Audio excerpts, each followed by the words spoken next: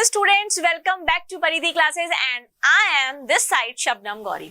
So आज हम start करने वाले हैं आपके मैथमेटिक्स का chapter 3 and this is a one short video my dear students. So अभी तक अगर आपका ये चैप्टर क्लियर नहीं है so there is no worry because I am here and I will going to teach you this chapter throughout in this video and आपको किस pattern के क्वेश्चन पूछे जाएंगे ये भी यहाँ पे कवर होगा। सो अगर अभी तक आपको डर लग रहा है, कुछ ही दिन रह गए हैं, हम मानते हैं 15 डेज ही रह गए हैं, बट एक दिन ही काफी होता है एक कॉन्सेप्ट को या एक चैप्टर को क्लियर करने के लिए। तो आइए without wasting a single minute start करते हैं हमारा चैप्टर 3 जिसका नाम है pair of linear equation in two variable. कुछ बच्चे तो चैप्टर का नाम सुन के ही डर जाते हैं, ये क्या है भाई? तो कुछ नहीं है, अभी अभी हमने पॉलिनोमियल चैप्टर खत्म किया है और पॉलिनोमियल चैप्टर में मैंने 2 वर्ड पढ़ाए थे आपको, लीनियर और क्वाड्रेटिक पढ़ाए थे।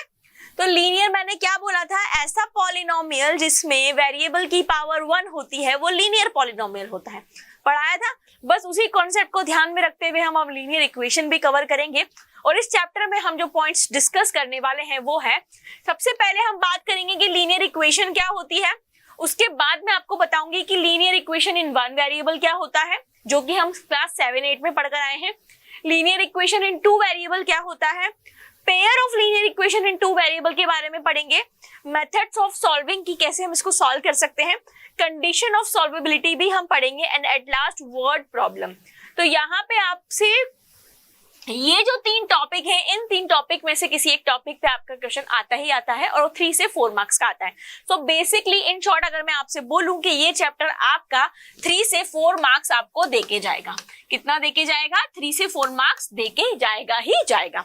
क्लियर है? और बहुत सारे टॉपिक्स इस चैप्टर में से हटा दिए गए हैं, दैट मीन्स अब आपके लिए ये चैप्टर बहुत ही इजी कर दिया गया है।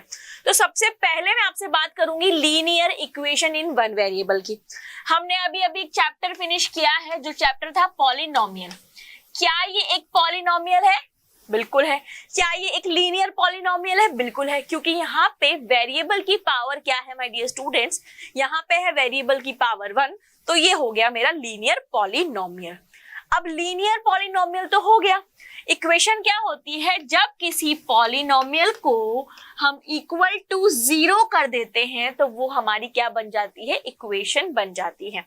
अभी तक ये एक्सप्रेशन था या पॉलिनोमियल था, अब जैसे ही मैंने इसको इक्विवेलेंट 0 करा तो ये क्या बन गया, इक्वेशन बन गया। तो ये मेरा क्या कहलाएगा, अब लीनियर इक्वेशन कहलाएगा। अब हमारा टॉपिक है लीनियर इक्वेशन, समझ में आ गया?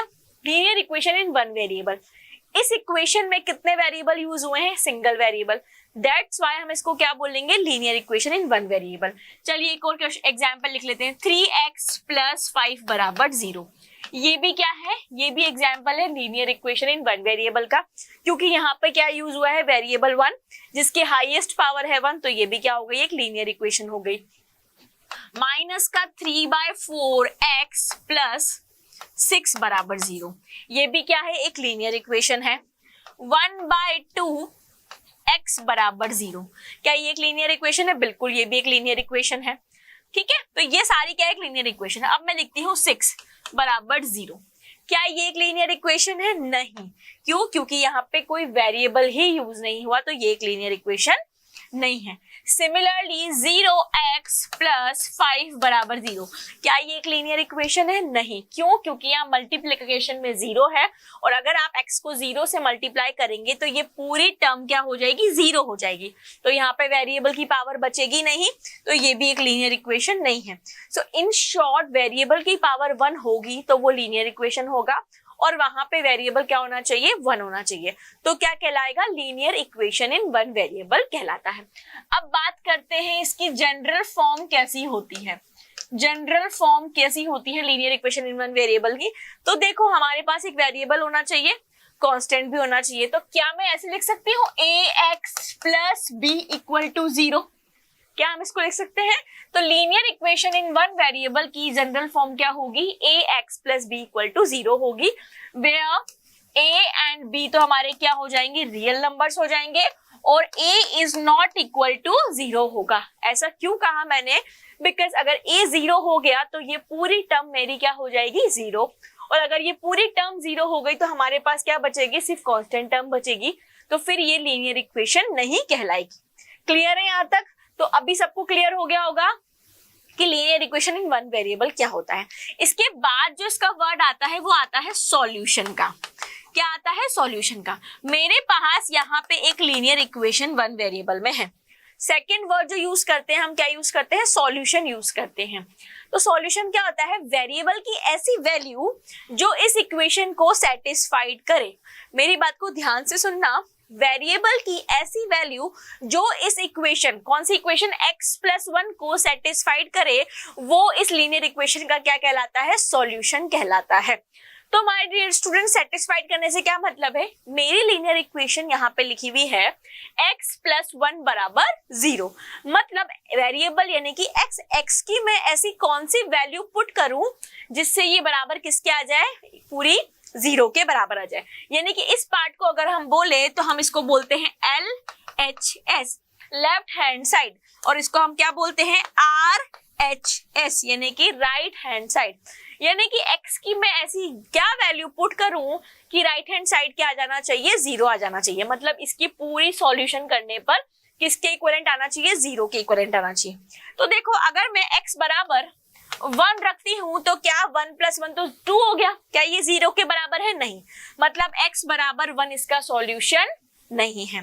चलिए अब x बराबर -1 रख के देखते हैं। तो -1 + 1 बराबर 0, बिल्कुल। तो 0 बराबर 0। तो यानी कि x की वैल्यू -1 पर ये हमारे इक्वेशन को क्या कर रही है? सेटिस्फाइड कर रही है। तो हम क्या बोल सकते हैं कि x बराबर -1 is the solution of x+1 linear equation. यानी कि x बराबर -1 इसका क्या है? सॉल्यूशन है। x बराबर -1 इसका क्या है? सॉल्यूशन है। क्लियर है यहाँ तक? अब देखो, क्या x की कोई और वैल्यू हो सकती है यहाँ पे जो इस इक्वेशन को सेटिस्फाइड करे? आप पुट करके देख लो कोई भी वैल्यू।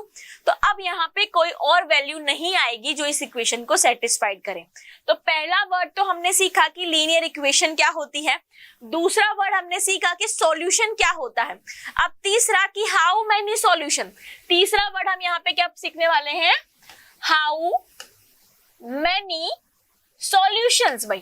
भाई आपने लीनियर इक्वेशन बता दिया, सॉल्यूशन बता दिया, अब हाउ मेनी सॉल्यूशन। तो यहाँ पे एकमात्र एक ही ऐसी वैल्यू आएगी जो इस इक्वेशन को क्या करेगी?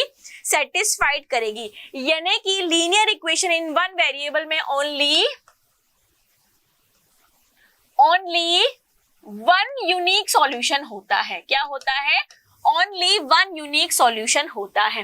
तो यहाँ पे आपने 2 क्वेश्चन के जवाब दे दिए। सॉल्यूशन क्या होता है? वेरिएबल की ऐसी वैल्यू जो इस इक्वेशन को क्या करे? सेटिस्फाइड करे। क्लियर? वो होता है हमारा सॉल्यूशन। और how many solution is possible? तो only one solution is possible. इसको आप ऐसे भी देख सकते हैं कि वेरिएबल की हाईएस्ट पावर अगर 1 है तो मैक्सिमम 1 सॉल्यूशन ही होगा, अदरवाइज नहीं होगा। यहां तक क्लियर हुआ आपको कि linear equation in one variable क्या होता है? ये सब चीजें हम बेसिक छोटी क्लासेस में 7-8 में पढ़कर आए हैं, इसलिए मैंने इसको थोड़ा सा फास्टली रिवाइज किया है। अब बात करेंगे हम लीनियर इक्वेशन इन 2 वेरिएबल्स की। बात लीनियर की हो रही है, यानी कि वेरिएबल की जो मैक्सिमम पावर है वो 1 ही रहनी चाहिए, 2 नहीं होनी चाहिए, तभी वो लीनियर रहेगा। अगर 2 हो गई तो वो क्या हो जाएगा? यस, क्वाड्रेटिक हो जाएगा। तो यहाँ पे वेरिएबल की पावर तो 1 रहनी चाहिए, लेकिन अब वेरिएबल कितने होने चाहिए? 2 होने चाहिए। यानी कि अगर मैं ऐसे लिखूं 2x + 3y बराबर 6, तो क्या ये लीनियर इक्वेशन है? बिल्कुल है। क्या यहाँ पे 2 वेरिएबल हो रहे हैं यूज? बिल्कुल हो रहे हैं। कौन कौन से? x और y। तो ये मेरी क्या कहलाएगी? लीनियर इक्वेशन इन 2 वेरिएबल कहलाएगी। आप इसको ऐसे भी लिख सकते हैं, या चाहे तो आप इसको 2x + 3y - 6 बराबर 0 करके भी लिख सकते हैं। जैसी आपकी इच्छा हो आप बिल्कुल वैसे ऐसे इसको लिख सकते हैं। अब यहाँ पे मैं आपको कुछ और एग्जाम्पल भी दे देती हूँ। x + 2y बराबर 0, ये भी एक लीनियर इक्वेशन ऑफ 2 वेरिएबल है। ठीक है। x + 3/4y - 6 बराबर 0, ये भी लीनियर इक्वेशन ऑफ 2 वेरिएबल है। तो यहाँ पे जितने भी हमने एग्जांपल्स लिखे हैं वो सारे किसके एग्जांपल है? लीनियर इक्वेशन ऑफ 2 वेरिएबल के एग्जांपल हैं। अब हमने ये तो देख लिया कि लीनियर इक्वेशन ऑफ 2 वेरिएबल कैसी होती है। अगर मैं आपसे यहाँ पे पूछूं कि जनरल फॉर्म बताओ, क्या बताओ? जनरल फॉर्म बताओ, अब आप इसको देख के जनरल फॉर्म नहीं लिख सकते? बिल्कुल लिख सकते हैं। तो क्या होगी इसकी general form? ax plus by plus c बराबर 0। ये मेरी क्या हो गई? Linear equation in two variable की क्या हो गई? जनरल फॉर्म हो गई। यहां तक सबको क्लियर है? बिल्कुल। अब चलिए, अब हम बात करते हैं किसकी? सॉल्यूशन की। कि भाई आपने ये तो बता दिया, तो अब इसके कितने सॉल्यूशन होंगे या सॉल्यूशन कैसे होंगे? तो फॉर एन एग्जाम्पल मैंने यहाँ पे एक एग्जाम्पल ले लिया, x प्लस वाई बराबर 2। मैंने क्या ले लिया? x प्लस वाई बराबर 2 ले लिया। तो देखो, अगर x की वैल्यू 1 और y की वैल्यू में 1 पुट करूं तो क्या मेरा ये इसके इक्विवेलेंट आ जाएगा? 1 प्लस 1 इक्वल्स टू 2। तो ये भी इसका सॉल्यूशन है 1,1। क्या मैं x की वैल्यू 2, ठीक है, और y की वैल्यू 0 पुट करूं तो भी क्या ये इसका सॉल्यूशन है? 2 प्लस 0 बराबर 2, यानी कि 2,0 भी इसका सॉल्यूशन है। अगर मैं x की वैल्यू 0, y की वैल्यू 2 पुट करूं तो भी ये इस इक्वेशन को सेटिस्फाइड करेगी, यानी कि 0,2 भी इस इक्वेशन का सॉल्यूशन है। सिमिलरली हम आगे और करते हैं, x की वैल्यू 4 और y की वैल्यू -2 करूं तो भी क्या ये इक्विवेलेंट टू 2 इस इक्वेशन को सेटिस्फाइड करेगी? बिल्कुल करेगी, 4, -2। सो यहाँ पे हम बहुत सारी ऐसी वैल्यूज निकाल सकते हैं जो इस इक्वेशन को सेटिस्फाइड करे। फॉर एग्जाम्पल, अगर मैं x की वैल्यू को 6 लूं और y की वैल्यू -4 लूं तो भी क्या ये इस इक्वेशन को सेटिस्फाइड करेगी? बिल्कुल करेगी। तो 6, -4 भी इसका क्या है? सॉल्यूशन है। तो सॉल्यूशन क्या होता है? x और y की ऐसी वैल्यू जो इस इक्वेशन को क्या करे? सेटिस्फाइड करे। तो वो लीनियर इक्वेशन और टू वेरिएबल का क्या कहलाता है? सॉल्यूशन कहलाता है। बात आ गई समझ में? अब बात आती है तीसरी कि भैया हाउ मेनी सॉल्यूशन। सॉल्यूशन तो मैम आपने बता दिया, लेकिन how many solution is possible? So देखो, यहाँ पे 1, 2, 3, 4 और भी बहुत अनगिनत में वैल्यूज रख सकती हूँ जो इस इक्वेशन को क्या करेगी? सेटिस्फाइड करेगी। तो आप क्या लिखेंगे कि linear equation of two variable के infinite many solution is possible। क्या बोलेंगे? Infinite many solution is possible। तो यहाँ पे हमने दो चीजें कवर की थी, linear equation in one variable क्या होता है और उसके कितने सॉल्यूशन हो सकते हैं? एक यूनिक सॉल्यूशन हो सकता है। फिर हमने पढ़ा linear equation in two variable क्या होता है और इसके कितने सॉल्यूशन पॉसिबल हैं? इनफाइनाइट मैनी सॉल्यूशन पॉसिबल है। और किसी भी इक्वेशन, चाहे वो वन वेरिएबल की हो या टू वेरिएबल की, उसका सॉल्यूशन क्या होता है? वेरिएबल की ऐसी वैल्यू जो उस इक्वेशन को क्या करे? सेटिस्फाइड करे। तो मुझे लगता है आपको यहाँ तक ये बेसिक दो टॉपिक समझ में आ गए होंगे। अब चलते हैं हमारे थर्ड टॉपिक पे, जो हमारा चैप्टर है pair of linear equation in two variable. तो पेयर का मतलब क्या होता है? सबसे पहले हम यहाँ पे सीखेंगे पेयर का मतलब क्या होता है my dear student? Set of two things, उसको हम पेयर बोलते हैं। जैसे कि हम क्या बोलते हैं शॉप पे? Pair of shoes. तो पेयर ऑफ शूज क्या बोलते हैं? क्योंकि हमारे दोनों पैर के लिए। तो सेट ऑफ टू थिंग्स को हम क्या बोलते हैं? पेयर। तो यहाँ पे लीनियर इक्वेशन भी होनी चाहिए कितने वेरिएबल की? टू वेरिएबल की। टू वेरिएबल की होनी चाहिए तो उनकी कितनी इक्वेशन होनी चाहिए? टोटल 2 इक्वेशन होनी चाहिए। तो अगर मैं बोलूं कि दो अलग अलग इक्वेशन, और वो भी कौन सी? 2 वेरिएबल की, वो क्या कहलाती है? हमारी linear equation in two variable कहलाती है। तो अगर मैं यहाँ पे आपको फॉर एन एग्जाम्पल लिखूं 2x प्लस 3y बराबर 6, x प्लस y बराबर 2, तो ये मेरी क्या है? ये मेरी है पेयर ऑफ लीनियर इक्वेशन। क्या है मेरी? Pair of linear equation in two variable है। ये क्या है मेरी? Pair of linear equation in two variable है। बात समझ में आई क्या होता है pair of linear equation in two variable? अब इसके बाद हम क्या बोलेंगे कि भाई इसकी जनरल फॉर्म क्या होती है। वही बेसिक चीजें जो अभी तक हम पढ़कर आए हैं वो सब पढ़ेंगे। तो अगर मैं बात करूं जनरल फॉर्म की, तो जनरल फॉर्म कैसे लिखेंगे हम? देखो, सो general form of pair of linear equation in two variable. तो क्या होगी जनरल फॉर्म, देखो ax प्लस by बराबर c। ये तो मेरी क्या हो गई, linear equation in two variable. पर मुझे ये दोनों इक्वेशन किस में चाहिए, पेयर में चाहिए। सो यानी कि अगर मैं इसकी वैल्यू a1, इसकी a2, इसकी b1, इसकी b2, इसकी c1, इसको c2 दे दूं, तो ये मेरा क्या हो जाएगा, general form of pair of linear equation, where a1, b1, c1 and a2, b2, c2 are real numbers. Clear? And सबसे इंपॉर्टेंट बात जो मैं उधर बताना भूल गई थी, a and b not equal to 0 at the same time. At the same time. भाई ए और बी क्या हो सकते हैं, एक साथ जीरो नहीं हो सकते, क्योंकि ये जीरो जाएंगे तो फिर बचेगा ही नहीं कुछ, ठीक है। तो ये बात भी आपको ध्यान में रखनी है। इसके बाद हमने इसकी जनरल फॉर्म पढ़ ली। अब हमें क्या पढ़ना है कि भाई इसको सॉल्यूशन क्या होता है। तो अभी अभी मैंने आपको बताया सॉल्यूशन क्या होता है, वेरिएबल की यानी कि एक्स और वाई की ऐसी वैल्यू जो इन दोनों इक्वेशन को सेटिस्फाइड करे, क्योंकि पेयर है तो दोनों की बात हो रही है। सो वेरिएबल की ऐसी वैल्यू, वेरिएबल की ऐसी वैल्यू जो दोनों इक्वेशन को क्या करे, सेटिस्फाइड करे, वो हमारा क्या कहलाएगा, इन इक्वेशंस का सॉल्यूशन कहलाएगा। वो हमारा क्या कहलाएगा, इन इक्वेशन का सॉल्यूशन कहलाता है। यहां तक हम बात करेंगे। फिर हाउ मेनी सॉल्यूशन, उनको क्या बोलते हैं, कैसे बोलते हैं, वो हम आगे पढ़ेंगे, क्योंकि हमारा ये चैप्टर ही अभी यहां से स्टार्ट हुआ है। अभी आपको क्या ध्यान में रखना है कि जनरल फॉर्म क्या होती है, ये ध्यान में रखना है, और सॉल्यूशन क्या होता है। तो वेरिएबल की ऐसी वैल्यू जो दोनों इक्वेशन को क्या करे, सेटिस्फाइड करे, वो ही इन दोनों इक्वेशन का क्या होगा, सॉल्यूशन होगा।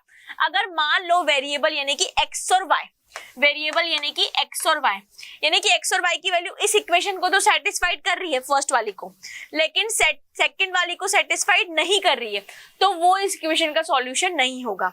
सॉल्यूशन कौन सा होगा, जो दोनों इक्वेशन को सेटिस्फाइड करेगा, वो ही इन इक्वेशंस का क्या कहलाएगा, सॉल्यूशन ही करेगा। इसको सॉल्व करने के लिए हम छोटा सा क्वेश्चन करते हैं, जिससे आपको बहुत अच्छे से क्लियर हो जाएगा।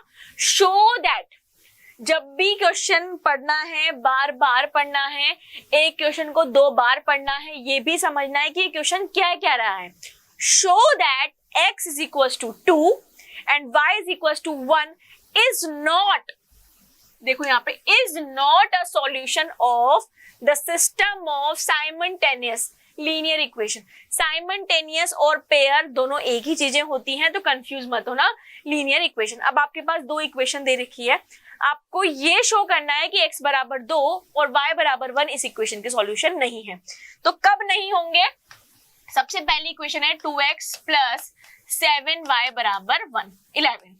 सो put x is equal to 2, y is equal to 1 in equation 1। इसको मैंने इक्वेशन 1 नाम दे दिया। तो x is equal to 2 and y is equal to 1 हम इस इक्वेशन में पुट करके देखते हैं। So 2 multiply by 2 plus 7 multiply by 1 is equal to 11। So 4 plus 7 is equal to 11। 4 plus 7 क्या मेरा 11 आ रहा है, बिल्कुल आ रहा है। सो ये तो क्या है, इस इक्वेशन को तो सेटिस्फाइड कर रहा है। सेकेंड इक्वेशन देखते हैं, x माइनस 3y बराबर 5, ये हो गई हमारी इक्वेशन 2। अगेन हम क्या करेंगे, put x is equal to 2, y is equal to 1 in equation second. x is equal to 2 and y is equal to 1 put करते हैं। So 2 minus 3 is equal to 5। 2 minus 3 क्या होता है, -1 होता है, इज इक्वल टू 5। तो it is not equal to, यानी कि x is equal to 2 and y is equal to 1 इसको सेटिस्फाइड नहीं कर रहा है। तो या इसको तो सेटिस्फाइड कर रहा है, पर इसको सेटिस्फाइड नहीं कर रहा है। अभी अभी मैंने बताया था सॉल्यूशन वही माना जाएगा जो दोनों इक्वेशन को क्या करेगा, सेटिस्फाइड कर रहा है। तो यहाँ पे इक्वेशन 1 को तो सेटिस्फाइड कर रहा है सॉल्यूशन, पर क्या इक्वेशन 2 को कर रहा है, नहीं कर रहा। तो हम क्या लिखेंगे, hence x is equal to 2 and y is equals to 1 is not satisfying both the equation कि भाई x इज इक्वल टू 2 और y इज इक्वल टू 1 दोनों इक्वेशन को एक साथ सेटिस्फाइड नहीं कर रहा है, so x is equal to 2 comma y is equal to 1 is not a solution of pair of linear equation in two variable. Clear? या लीनियर इक्वेशंस भी लिख सकते हैं आप। क्लियर? तो इस तरह से आपको एग्जाम में क्वेश्चन सॉल्व करना है। तो अब समझ में आ गया आपको सॉल्यूशन का मतलब, इस क्वेश्चन से मैंने आपको वो भी बता दिया। क्लियर? अब हम बात करेंगे, यहाँ पे 2 कीवर्ड्स यूज हुए हैं। फर्स्ट हुआ है कंसिस्टेंट और सेकंड हुआ है इनकंसिस्टेंट। आपको अभी थ्योरी नहीं पढ़नी है, देखना भी मत कि क्या लिखा हुआ है, मेरी बातों को ध्यान रखना। अगर किसी लीनियर इक्वेशन का सॉल्यूशन है, अगर किसी लीनियर इक्वेशन का सॉल्यूशन है मतलब वेरिएबल की किसी वैल्यू पे वो इक्वेशन सेटिस्फाइड हो रही है, तो वो सॉल्यूशन मेरा क्या कहलाएगा? कंसिस्टेंट कहलाएगा। क्लियर? लेकिन अगर मेरी लीनियर इक्वेशन का सॉल्यूशन नहीं है, मतलब मैं वेरिएबल की कोई भी वैल्यू पुट कर दूं, सॉल्यूशन नहीं निकलेगा, वो इक्वेशन को सेटिस्फाइड नहीं करेगा, तो वो मेरा क्या कहलाएगा? इनकंसिस्टेंट सिस्टम कहलाएगा। कंसिस्टेंट सिस्टम का मतलब सॉल्यूशन पॉसिबल है, इनकंसिस्टेंट सिस्टम का मतलब linear equation of two variable, यानी कि pair of linear equation two variable की कोई सी भी वैल्यू पर सॉल्यूशन पॉसिबल नहीं है, तो वो मेरा इनकंसिस्टेंट सिस्टम कहलाएगा। अब पढ़ लेते हैं हम theory. A system of simultaneously linear equation is said to be consistent. कब कंसिस्टेंट कहलाएगा? If it has at least one solution, जब उसका एटलीस्ट वन सॉल्यूशन तो पॉसिबल हो ही हो। क्लियर हुआ? यहाँ पे इनकंसिस्टेंट का मतलब क्या हुआ? A system of simultaneously linear equation is said to be inconsistent if it has no solution, यानी कि वेरिएबल की किसी भी वैल्यू पे वो दोनों इक्वेशन को सेटिस्फाइड नहीं करेगा। क्लियर हुआ? ये जो कीवर्ड्स हैं इन पे बहुत ध्यान देना, क्योंकि एमसीक्यू बेस्ड क्वेश्चन में इस तरह से क्वेश्चन पूछे जा सकते हैं, हम आगे करेंगे भी सही। तो आपको ये समझ में आना चाहिए कि कंसिस्टेंट क्या होता है और इनकंसिस्टेंट क्या होता है। क्लियर? क्योंकि आपको सॉल्यूशन क्या होता है वो तो मैंने बता दिया, लेकिन अभी पेयर ऑफ लीनियर इक्वेशन में how many solution is possible, वहां वो टॉपिक पढ़ना बाकी है। तो वहां पे ये कंसिस्टेंट और इनकंसिस्टेंट जब मैं वर्ड यूज करूंगी तो आपको उनका मतलब पता होना चाहिए। क्लियर? ठीक है, अब हम पढ़ते हैं कि सॉल्यूशन कैसा होगा। कंसिस्टेंट और इनकंसिस्टेंट समझ में आ गया। अब देखो सॉल्यूशन कैसा होगा उसको अभी देखने के लिए सबसे पहले हम यहाँ पे बात करेंगे, इसको ऐसे पढ़ते हैं। ठीक है, सबसे पहले तो आप लिखेंगे जनरल फॉर्म। जनरल फॉर्म क्या होती है वो लिखते हैं हम। अब यहां से ये टॉपिक ध्यान से देखना, एग्जाम में क्वेश्चन पूछ लिया जाता है और कैसे आएगा वो भी हम यहाँ पे करेंगे।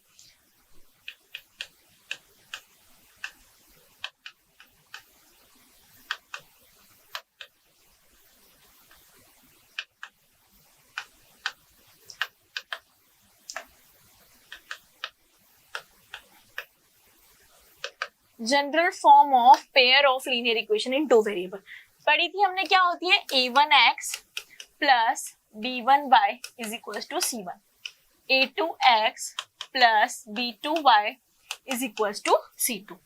पढ़ा था हमने ये। ठीक है, अब हमने सॉल्यूशन भी पढ़ा था। सॉल्यूशन क्या होता है कि वेरिएबल की ऐसी वैल्यू जो दोनों इक्वेशन को सेटिस्फाइड करे वो सॉल्यूशन होता है। अब हमें क्या पढ़ना है कि सॉल्यूशन कितने पॉसिबल है, हाउ मेनी सॉल्यूशन, और किस तरह का सॉल्यूशन पॉसिबल है। तो उसके लिए उसके दो मेथड होते हैं। कौन कौन से मेथड होते हैं? दो मेथड होते हैं। पहला होता है अलजेब्रिक मेथड। कौन सा होता है? अलजेब्रिक मेथड, जिससे हम बताते हैं कि सॉल्यूशन कितने हैं और कैसा है। और दूसरा होता है ग्राफिकल मेथड, यानी कि ग्राफ बना के। दूसरा कौन सा मेथड होता है? ग्राफिकल। ये दोनों मेथड हम पढ़ेंगे, लेकिन अभी मैं जो आपसे डिस्कशन करने वाली हूँ वो अलजेब्रिक का करने वाली हूँ। क्लियर? तो सबसे पहले हम कैसे निकालेंगे, हमारे पास दोनों इक्वेशन होंगी तो हम उन दोनों इक्वेशन के रेशियो को कंपेयर करेंगे, यानी कि a1/a2, b1/b2 और c1/c2 के रेशियो को हम आपस में क्या करेंगे? कंपेयर करेंगे, और उस कंपैरिजन से ही हम बताएंगे कि हमारा सॉल्यूशन कैसा है।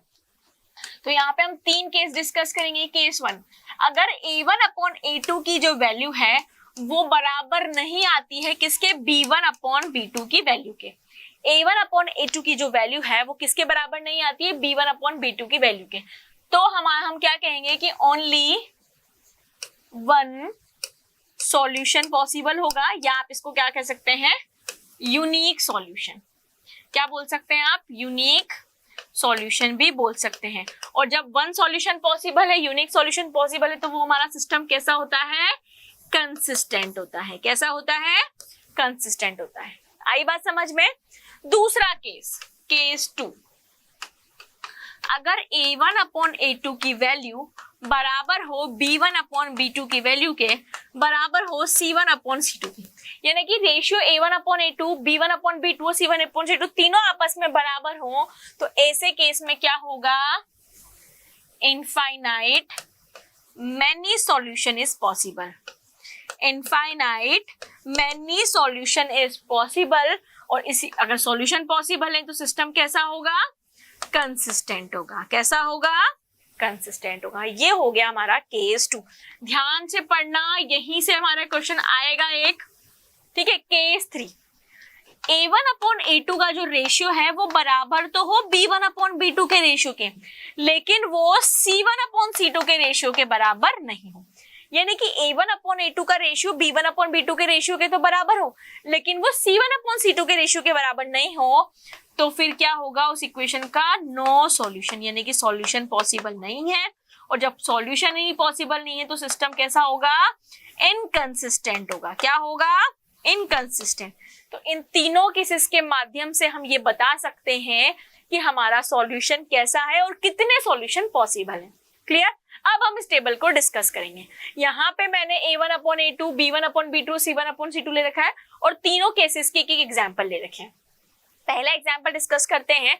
हमारी इक्वेशन है x माइनस 2y बराबर 0, 3x माइनस 4y माइनस 20 बराबर 0। ठीक है, तो हमने A1 अपॉन A2 लिखा तो 1/3 आया, B1 अपॉन B2 की वैल्यू लिखी तो -2 बाय -4 और C1 अपॉन C2 की वैल्यू लिखी तो 0 बटा -20। इसको अगर हम और सॉल्व करें तो माइनस से माइनस कैंसिल, 2 से 4 कैंसिल, तो कितना हो जाएगा 1/2।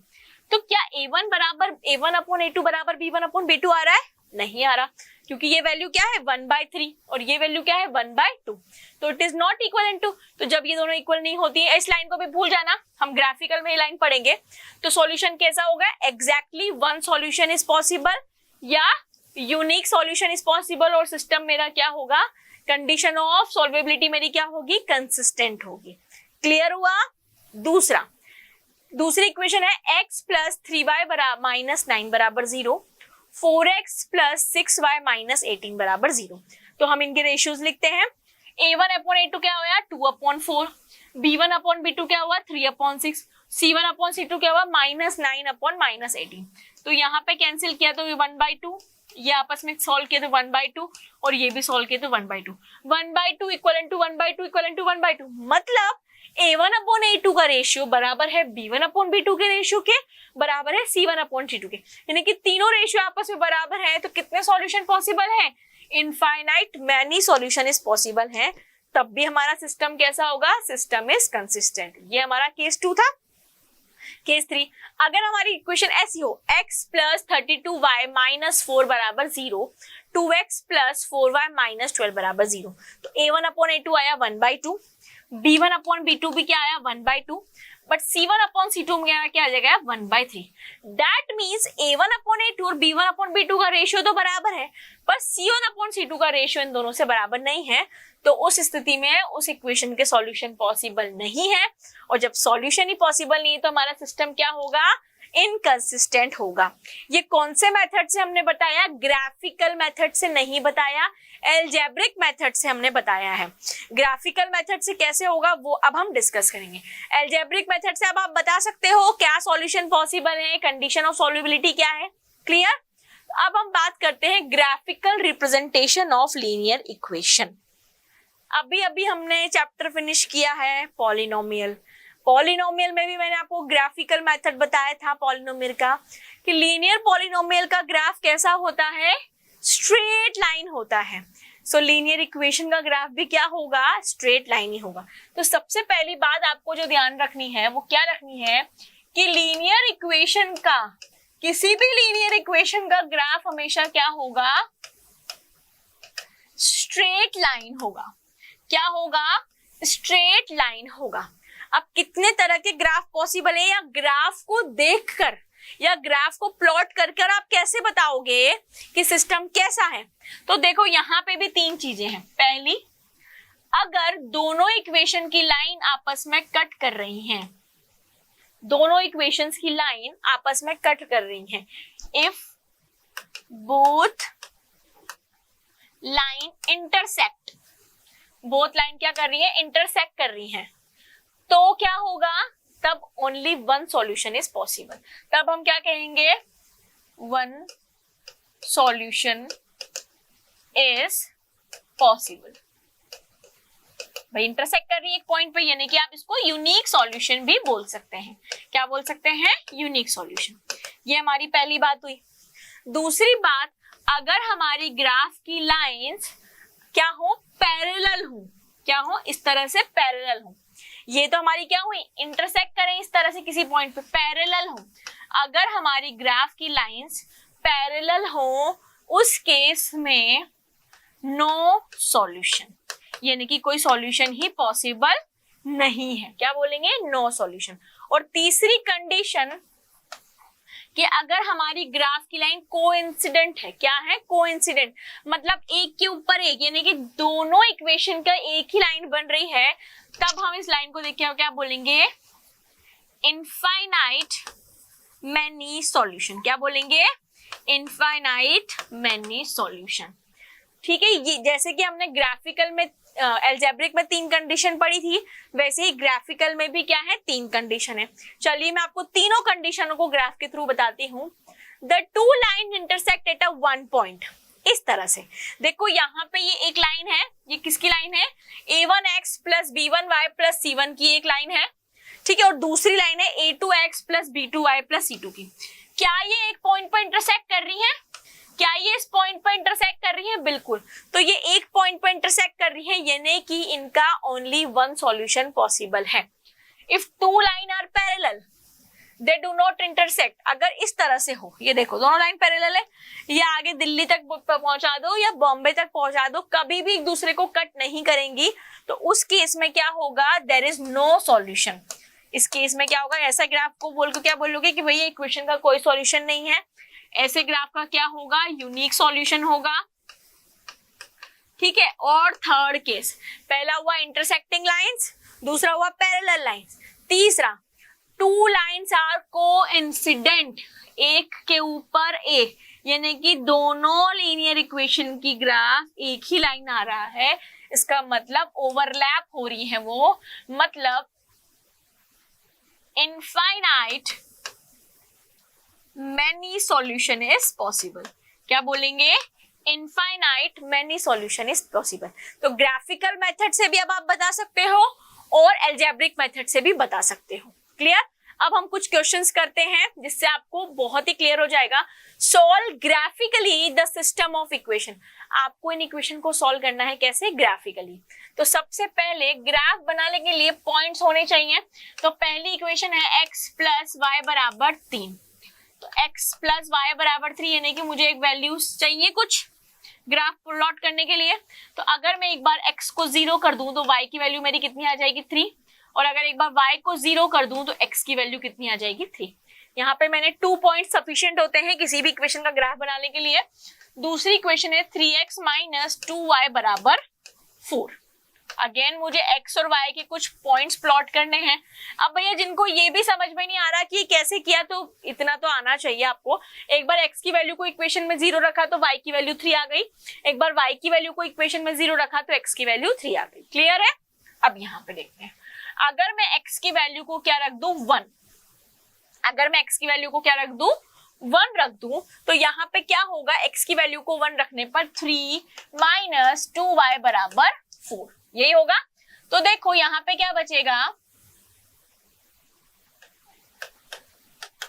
ये बचेगा। तो यहाँ पे वैल्यू हमारी क्या आ जाएगी? 3 माइनस 4 माइनस 1 आ जाएगी, माइनस 1/2 आ जाएगी। नहीं, हमें कुछ ऐसी वैल्यू रखनी है जिससे ये अच्छे से सेटिस्फाइड हो जाए। ठीक है, तो हम यहाँ पे क्या रखते हैं? वैल्यू कुछ और रखते हैं। जैसे कि हम x की वैल्यू क्या रखें? 2 रखते हैं। 2 रखने पर वैल्यू क्या आ जाएगी? यहाँ पे हो जाएगा 6, और 6 माइनस 4 मेरा कितना हो जाएगा? 2।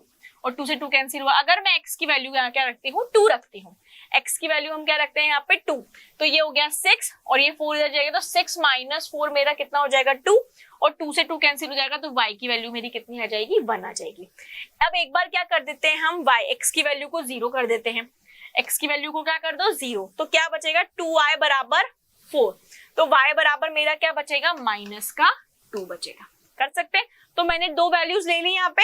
अब देखो मेरे पास दोनों इक्वेशंस की वैल्यूज हैं, तो क्या आप ग्राफ प्लॉट कर ले, चलो आओ ग्राफ प्लॉट करते हैं। यहाँ मेरे पास ग्राफ है, इसको हम बोलते हैं x एक्सिस, इसको हम बोलते हैं y एक्सिस। तो पहला पॉइंट हमारा है x बराबर 0, y बराबर 3, तो x बराबर 0, y बराबर 3, आपको बिल्कुल ऐसे ही प्लॉट करना है, x बराबर 0, y बराबर 3, पहला पॉइंट।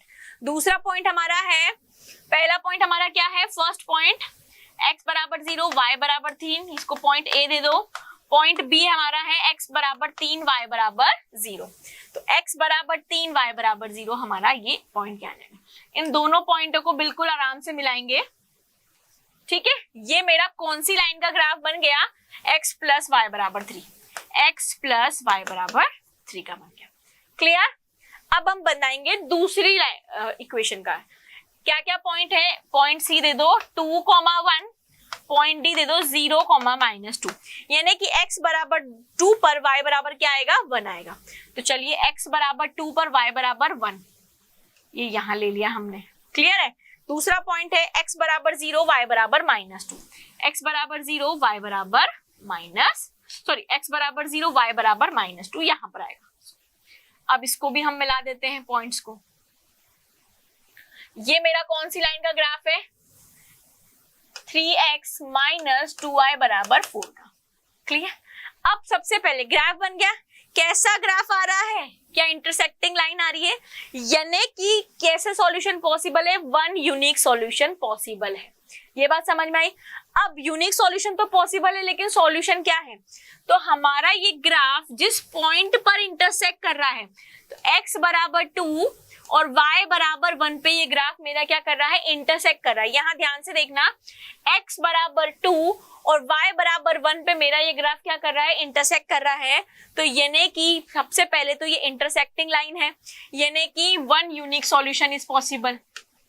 क्या होगा, one unique solution is possible. और वो सॉल्यूशन क्या होगा, आर ग्राफ इज इंटरसेक्टिंग 2,1 पे ये इंटरसेक्ट कर रहा है, तो ये सॉल्यूशन पॉसिबल होगा। तो 2,1 क्या बोलोगे आप, 2,1 is solution of pair of linear equation in 2 variable, यानी कि x बराबर 2 और y बराबर 1 इस इक्वेशंस के क्या है, सॉल्यूशन है। अब अगर बच्चों के दिमाग में डाउट आ रहे हैं कि मैम आपने जो किया है वो सही है या नहीं, तो कैसे पॉइंट करोगे, x बराबर हमारा कितना है, y बराबर क्या है 1, पुट करके देख लो, x बराबर 2, y बराबर 1, क्या 3 = 3 आ रहा है, सेटिस्फाइड कर रही है इक्वेशन, कर रही है। दूसरी में भी कर लो, x बराबर 2, y बराबर 1 = 0, 2 × 6 - 4 = 4, क्या ये भी इस इक्वेशन को सेटिस्फाइड कर रही है, बिल्कुल। यानी कि x बराबर 2, y बराबर 1 बोथ इक्वेशन को क्या कर रहा है, सेटिस्फाइड कर रहा है, यानी कि x बराबर 2, y बराबर 1 इस इक्वेशन का क्या है, सॉल्यूशन है। क्लियर हुआ, नहीं हुआ तो एक और क्वेश्चन कर लेते हैं।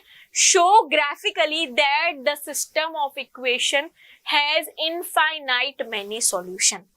अभी मैंने आपको ग्राफिकली बताया था कि सिस्टम ऑफ इक्वेशन के मेनी सॉल्यूशन कब पॉसिबल होते हैं, जब जो ग्राफ है वो क्या है, कोइंसिडेंट है। क्या है, कोइंसिडेंट, मतलब वो दोनों ग्राफ की लाइनें एक दूसरे पे ओवरलैप हो। तो आपके दिमाग में ये पिक्चर क्लियर होनी चाहिए कि यार मैं ग्राफ तो बनाएंगे, लेकिन मेरे ग्राफ की लाइन एक सिंगल लाइन आनी चाहिए, ऐसा नहीं है कि 2 लाइन कट कर रही हो या पैरेलल हो रही हो। अगर ऐसा हो रहा है तो आपने क्वेश्चन में गलती करी। तो सबसे पहले हम इसको सॉल्व करते हैं। सबसे पहले हम इनके पॉइंट्स को प्लॉट करते हैं। पहली इक्वेशन है मेरी 3x - y बराबर 2, ठीक है, वही मुझे पॉइंट्स प्लॉट करने हैं। तो एक बार मैंने क्या ले लिया, x की वैल्यू को 0 ले लिया, तो मेरी y की वैल्यू कितनी आ गई, -2 आ गई। क्लियर है? अब देखो अगर मैं y को अगर यहाँ पे 0 ले लूंगी तो मेरी x की वैल्यू क्या आ जाएगी 2/3। तो मुझे ऐसी वैल्यूज नहीं चाहिए, तो अब मैंने क्या ले लिया, x को मैंने ले लिया 1। तो जैसे ही मैंने x को लिया 1 तो मेरा y कितना आ जाएगा 3 - 2, ये भी मेरा 1 आ जाएगा। मैंने एक पॉइंट तो बना लिया। दूसरी इक्वेशन क्या है मेरी, 9x - 3y बराबर 6 है, यही है मेरी। चलिए अगेन मैं x और y के पॉइंट्स को प्लॉट कर देती हूं। अब मैं x बराबर अगर 0 लेती हूं, देखो मैंने यहाँ पे x बराबर 0 लिया तो मेरा y की वैल्यू क्या आ जाएगी, -2 आ जाएगी। अगर मैं x बराबर 1 लेती हूँ तो 9 - 6, तो मेरा y बराबर भी क्या आ जाएगा, 1 आ जाएगा। क्लियर है? ठीक है, आप चाहो तो एक पॉइंट और ले सकते हो, एक पॉइंट और ले लो। x बराबर आप ले लो 2, x बराबर क्या ले लो 2, तो 2 × 3 6 और 6 - 2 4, तो y की वैल्यू क्या हो जाएगी, -4 हो जाएगी। सिमिलरली अगर आप यहाँ पे भी x बराबर 2 लेते हैं तो 9 × 18, 18 - 6 12, और 3 से 12 कैंसिल होगा, 3 से 12 कैंसिल होगा तो -4। क्लियर? हमारे पास पॉइंट्स आ गए, तो अब हमें सिर्फ क्या करना है, ग्राफ प्लॉट करना है। तो क्या क्या पॉइंट्स आए हमारे पास, 0, 2, यानी कि x बराबर 0 और y बराबर क्या है, -2। x बराबर 0, y बराबर -2। हम कलर चेंज कर लेते हैं ताकि आपको बहुत ही विजिबिलिटी से दिखेगा ग्राफ। एक पॉइंट हमारा ये आ गया। दूसरा पॉइंट हमारा क्या है, x बराबर 1, y बराबर 1। x बराबर, सॉरी यहाँ आएगा x बराबर 1, y बराबर 1। ये मेरा है 0, -2, ये मेरा है 1, 1। क्लियर? तीसरा पॉइंट है x बराबर 2, y बराबर -4। x बराबर तो 2 है पर y बराबर क्या है, -4 है, यही है। एक बार करके देख लेते हैं। नहीं, प्लस का 4 ही आएगा बच्चों, यहाँ पे सही कर लेना, प्लस का 4 आएगा। क्लियर है? हाँ, तो x बराबर 2, y बराबर 4। तो अगर आप ग्राफ बनाओगे तो इस तरह से ग्राफ बनेगा, इस तरह से ग्राफ बनेगा। और दोनों पॉइंट का ग्राफ बनाओगे, देखो ये भी सेम पॉइंट आ रहे हैं, यानी कि ग्राफ क्या होगा, दोनों इक्वेशन का इस तरह से ओवरलैप लाइन होगी। यानी कि आप क्या बोलोगे कि 3x - y बराबर 2 की ग्राफ भी सेम बनेगा और 9x - 3y का ग्राफ भी क्या बनेगा, सेम बनेगा। तो जब ग्राफ की दोनों लाइनें सेम बनेगी तो ये क्या हो गया, इनफाइनाइट मैनी सॉल्यूशन का ग्राफ हो गया। क्योंकि ग्राफ हमारा कैसा आ रहा है, एक सिंगल लाइन आ रही है दोनों की, क्योंकि दोनों की क्या है, प्लॉटिंग भी सेम है। तो हम क्या बोल सकते हैं कि the graph of pair of linear equation is coincident, यानी कि ओवरलैप, एक दूसरे पे क्या है, ओवरलैप है। That's why there is infinite many solution is possible. ठीक है, इनफाइनाइट मैनी सॉल्यूशन क्या है, पॉसिबल है। हमने एक क्वेश्चन कर लिया यूनिक सॉल्यूशन का, एक हमने क्वेश्चन कर लिया इनफाइनाइट मैनी सॉल्यूशन का भी। नेक्स्ट क्वेश्चन हम देखते हैं, draw the graph of pair of linear equation and also find the points where the line meet an x axis. आपको पहले तो ग्राफ प्लॉट करना है, उसके बाद आपको वो पॉइंट भी बताना है जहां पे दोनों लाइन क्या हो, मीट हो।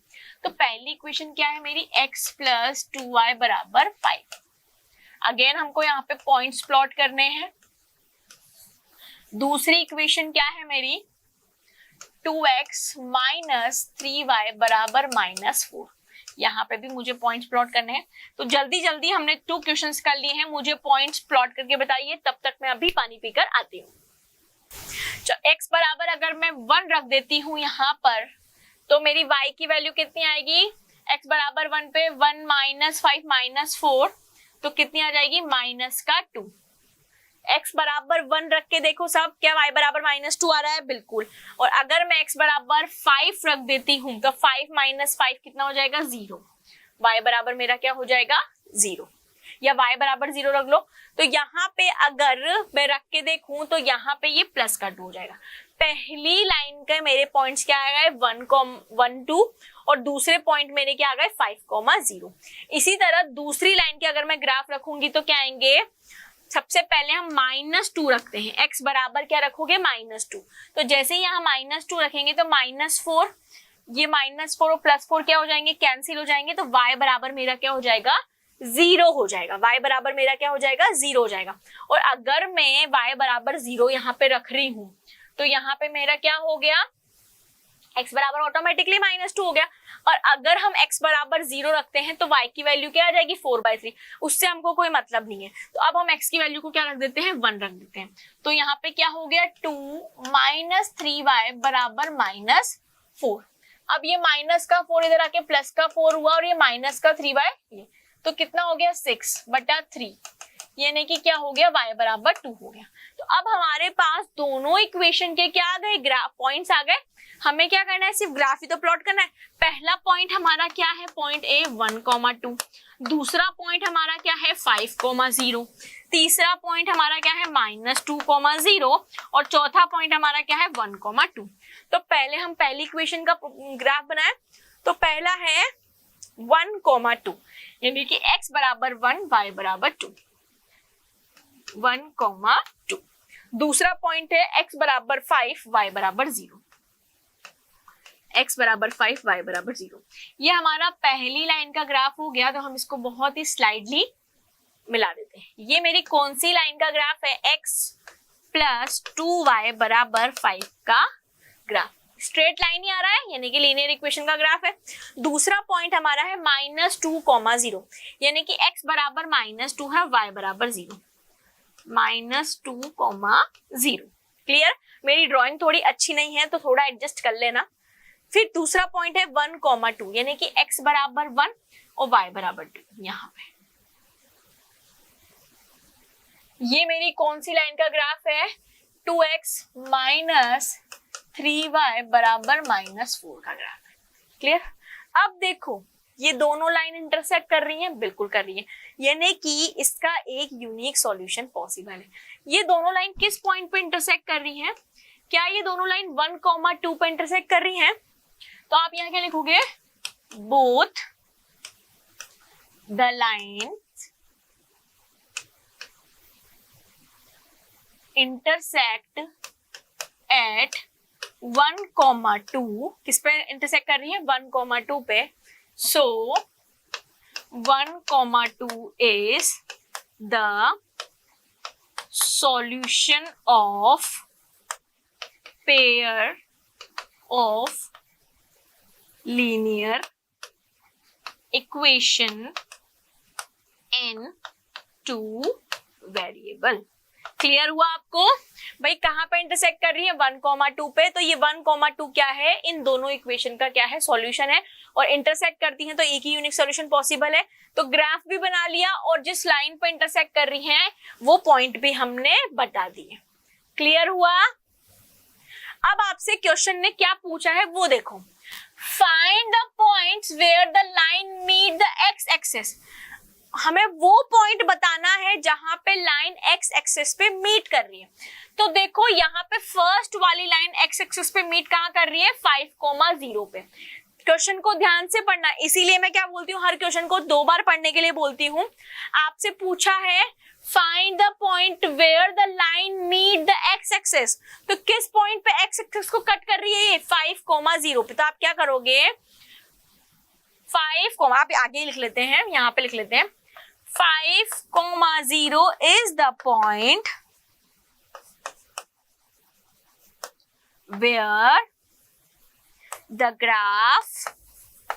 where the graph meet x axis। Clear है? तो जो क्वेश्चन ने पूछा है वो भी बता दो और कुछ हमने अपनी तरफ से भी बता दिया कि भाई 1, 2 पे इंटरसेक्ट कर रही है, इसलिए 1, 2 इस सिस्टम के क्या होंगे, सॉल्यूशन भी होंगे। लेकिन उसने क्या पूछा है कि भाई वो पॉइंट बताओ जो एक्स एक्सिस पे मीट कर रही है। तो 5, 0 ही एक ऐसा पॉइंट है जहां पे ये क्या कर रही है, एक्स एक्सिस से मीट कर रही है। क्लियर हुआ? चलिए अब कुछ एमसीक्यू बेस्ड क्वेश्चन करते हैं। मैंने अभी आपको बताया था ना पढ़ाते वक्त कि एमसीक्यू बेस्ड क्वेश्चन इस टॉपिक से पूछे जा सकते हैं। क्या होंगे? Graphically the pair of equation 6x minus 3y plus 10 बराबर 0, 2x माइनस y प्लस 9 बराबर 0 represent two lines which are. अब देखो ग्राफिकली है तो हम सबसे पहले इसका ग्राफ बनाए, है ना। तो देखो यहाँ पे ग्राफ बना के हम देखें कि ये कैसी आएंगी। तो आपको ग्राफ बनाने की जरूरत है क्या? मेरे को तो नहीं है।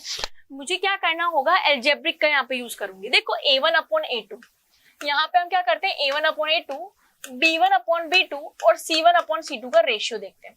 तो यहाँ पे a1 है 6, b2 है 2, b1 है -3, b2 है -1, c1 है 10 और c2 है 9।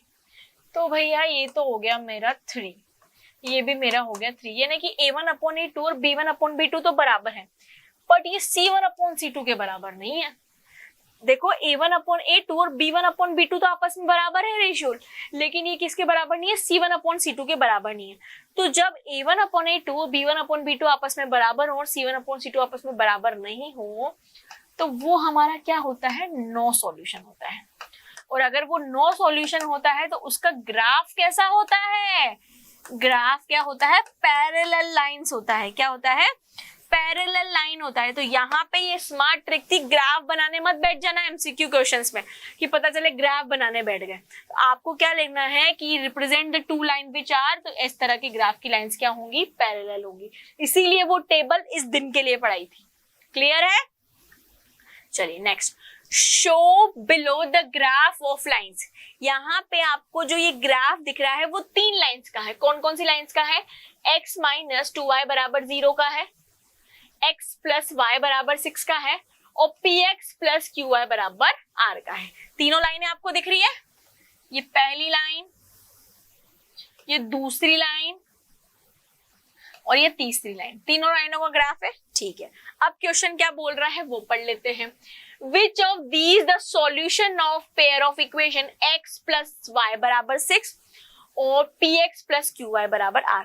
यानी कि ग्राफ को देख के बताना है कि इक्वेशन का सॉल्यूशन क्या है। कौन कौन से ग्राफ को कौन कौन सी इक्वेशन ली है आपकी? x प्लस वाई बराबर 6, यानी कि ये वाली इक्वेशन ली है एक, तो ये वाला और ये वाली लाइन। सिर्फ इन दोनों लाइन को देखना है। मैं इन दोनों लाइन का कलर अलग कर देती हूँ। हम कलर कर देते हैं रेड। क्या आपको दिख रहा है? ये अब दिख रहा होगा। यानी कि हमको एक तो इस लाइन को लेना है और एक इस लाइन को, सिर्फ ये दो लाइन को देख के बताना है कि कौन सा सॉल्यूशन। देखो ये दोनों लाइन इस पॉइंट पर इंटरसेक्ट कर रही हैं, इस पॉइंट पर इंटरसेक्ट कर रही हैं और इस पॉइंट के कोऑर्डिनेट्स क्या है? x बराबर तो 4 आ रहा है और y बराबर क्या आ रहा है? 2। x बराबर तो 4 आ रहा है और y बराबर क्या आ रहा है? 2। यानी कि उन दोनों लाइन, कौन कौन सी लाइन? x प्लस वाई बराबर 6 और px प्लस qy बराबर 4, दोनों लाइन क्या कर रही है? इंटरसेक्ट कर रही है। किस पॉइंट पर इंटरसेक्ट कर रही है? x बराबर 4 और y बराबर 2 पर इंटरसेक्ट कर रही है। तो मतलब x बराबर 4 और y बराबर 2 उन दोनों इक्वेशन का क्या होगा? सॉल्यूशन होगा। तो यहाँ पे कौन से ऑप्शन में आ रहा है ये देख लेते हैं। x बराबर 4 और y बराबर 2 ऑप्शन बी में है। तो इस क्वेश्चन का आंसर क्या हो जाएगा? ऑप्शन बी हो जाएगा। क्लियर है? तो ग्राफ देख के भी बिना सॉल्व किए हम आंसर दे सकते हैं। Next, if a pair of line is question is consistent. देखो ये वर्ड का क्वेश्चन आ गया। कंसिस्टेंट का मतलब क्या हुआ? सॉल्यूशन पॉसिबल है। देन द लाइन्स आर, अगर सॉल्यूशन पॉसिबल होता है तो दो तरह के सॉल्यूशन होते हैं, या तो यूनिक सॉल्यूशन होगा या इनफाइनाइट मेनी सॉल्यूशन होगा। और यूनिक सॉल्यूशन होगा मतलब लाइन इंटरसेक्ट करेगी, इनफाइनाइट सॉल्यूशन होगा मतलब लाइन कोइंसिडेंट होगी। तो क्या लाइन पैरेलल होंगी? पैरेलल में तो नो सॉल्यूशन होगा, यानी कि इनकंसिस्टेंट होगा। तो ये ऑप्शन तो यहीं पे रॉन्ग हो गया। ऑलवेज कंसिस्टेंट, ये भी पॉसिबल नहीं है। इंटरसेक्टिंग और कोइंसिडेंट, ये वाला पॉसिबल है कि जब लाइन कंसिस्टेंट होगा सिस्टम तो इंटरसेक्टिंग लाइन भी पॉसिबल है और कोइंसिडेंट लाइन भी पॉसिबल है। तो यहाँ पे इस क्वेश्चन का राइट आंसर आप क्या टिक करेंगे? ऑप्शन सी टिक करेंगे। क्लियर? चलिए नेक्स्ट क्वेश्चन करते हैं। A pair of linear equation which has a unique solution x is equals to 2 and y is equals to -3। Unique solution का मतलब है कि इन दोनों सॉल्यूशन के अलावा कोई और सॉल्यूशन पॉसिबल नहीं है। तो हम यहाँ पे प्लॉट करके देखते हैं। पहले हम ऑप्शन ए करते हैं। x प्लस वाई बराबर 1, x बराबर 2 पुट किया, y बराबर -3 पुट किया। तो 2 - 3 बराबर क्या आता है? -1 आ रहा है। क्या ये इसका सॉल्यूशन है? ये तो यहीं पे ही गलत हो गया। ऑप्शन बी में पुट करके देखते हैं। 2x प्लस 5y बराबर -11। 2 पुट किया 10, y बराबर -3 पुट किया 15। 10 माइनस 15 किसके बराबर आया, सॉरी 2 पुट किया तो यहाँ पे क्या आएगा 4 आएगा। तो 4 माइनस 15 कितना आ गया -11, यानी कि इस इक्वेशन का सॉल्यूशन तो है। अब यहाँ पे करते हैं 4x plus 10y is equal to -22। यहाँ पे पुट किया x इज इक्वल टू 2 तो 8 आया। यहाँ पे y is equal to -3 put किया, -3 पुट किया तो कितना आ गया 30। तो 8 माइनस 30 कितना आता है -22। क्या ये भी इस इक्वेशन को सेटिस्फाइड कर रहा है, बिल्कुल कर रहा है। तो यहाँ पे आंसर क्या हो जाएगा, ऑप्शन बी हो जाएगा, जो दोनों इक्वेशन को क्या कर रहा है, सेटिस्फाइड कर रहे हैं। क्लियर। चलिए अब हम इस पैटर्न पे लास्ट क्वेश्चन करेंगे, ग्राफिकल पैटर्न पे, आपका फिर ये टॉपिक फिनिश हो जाएगा। Draw the graph of 2x plus y बराबर c and 2x minus y बराबर -2। Shade the region bounded by the line of x-axis. Find the area of shaded region also. यानी कि आपको पहले तो ग्राफ बनाना है, ग्राफ के बाद आपको क्या करना है, शेड द रीजन, शेड करना है। जो लाइन एक्सिस का जो ग्राफ पे लाइन पे आ रहा है वो आपको शेडेड करना है, और उसको शेडेड करने के बाद भाई उसका एरिया भी निकालना है। अब वो कैसा फिगर बने, ट्रायंगल बने, रेक्टेंगल बने, स्क्वायर बने, जिस तरह का भी आपको बनेगा वैसा आपको उसका एरिया फाइंड आउट करना है। तो जब भी आपको कोई ऐसे क्वेश्चन दिखाई दे जहां पे आपको समझ ही नहीं आए कि भैया करना क्या है, करना क्या है, तो खुद पे भरोसा रख, क्वेश्चन को दोबारा पढ़ और जितना आता है उतना सॉल्व कर। तो सबसे पहली चीज मुझे क्या आती है कि भैया मुझे ग्राफ प्लॉट करना आता है, कैसे, पॉइंट्स को रख के। तो यहाँ पे मैंने x का कोई पॉइंट रखूंगी और y का कोई पॉइंट रखूंगी। सबसे पहला x बराबर मैंने 0 रख दिया तो मेरा y बराबर कितना आ गया, 6 आ गया। सबसे सिंपल पॉइंट है ये, ठीक है। सिमिलरली मैं यहाँ पे भी सेम चीज करूंगी। एक पॉइंट तो मैंने ही रख दिया आप लोगों के लिए, x बराबर 0 रख दिया, y बराबर कितना आ गया 2 आ गया। नेक्स्ट पॉइंट जल्दी से निकाल के बताओ मुझे क्या क्या आएंगे। क्या मैं x बराबर यहाँ पे 3 रखूंगी तो 6 से 6 कैंसिल हो जाएगा, तो y मेरा कितना आ जाएगा 0 आ जाएगा। क्या मैं यहाँ पे x बराबर -1 रखूंगी तो ये मेरा क्या हो जाएगा 2 हो जाएगा, -2 और ये इधर ले जाएंगे +2 तो क्या यहाँ पे 0 आ जाएगा, बिल्कुल आ जाएगा। मैंने बहुत ही इजीली वे में 2 पॉइंट निकाल लिए। अब मुझे क्या करना है, ग्राफ प्लॉट करना है। तो सबसे पहला पॉइंट मेरा क्या आया 0,6 और 3,0। तो x बराबर 0 और y बराबर 6, ये पॉइंट। कलर चेंज करने की नीड है भाई। तो 0,6, तो 0,6 मेरा यहाँ पे आया। तो x बराबर 0, y बराबर 6, ठीक है। दूसरा पॉइंट है मेरा x बराबर 3, y बराबर 0, x बराबर 3, y बराबर 0। दोनों लाइन को बहुत ही सहजता से मिलाऊंगी मैं। थोड़ी सी टेढ़ी हो गई है, आप लोग स्केल की हेल्प से सीधी ड्रॉ करना। क्लियर। चलो ये दूसरी लाइन का ग्राफ बनाते हैं। x बराबर 0, y बराबर 2, x बराबर 0, y बराबर 2। दूसरा पॉइंट है -1,0। दूसरा पॉइंट क्या है, -1,0, कुछ इस तरह से, यानी कि कुछ ऐसा ग्राफ बनेगा, ठीक है।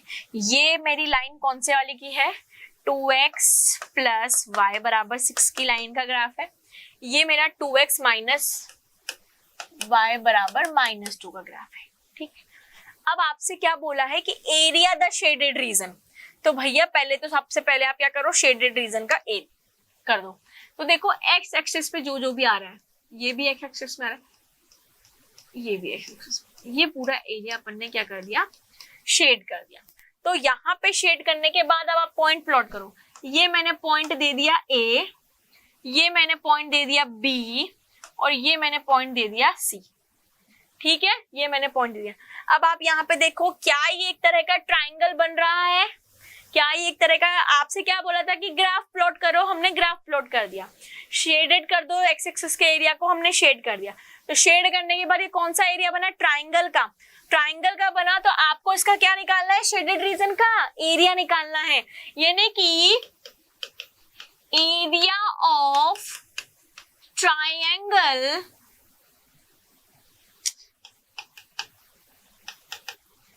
एरिया ऑफ ट्राइंगल, कौन क्या नाम दिया मैंने ट्राइंगल को, मैंने यहाँ ट्राइंगल को क्या नाम दिया, ABC, ट्राइंगल को मैंने क्या नाम दिया, ABC, यानी कि एरिया ऑफ ट्राइंगल ABC का क्या फॉर्मूला होता है, सबको पता है, एरिया ऑफ ट्राइंगल ABC मेरा होता है, ट्राइंगल ABC क्या होता है, 1/2 बेस इनटू हाइट, यही होता है।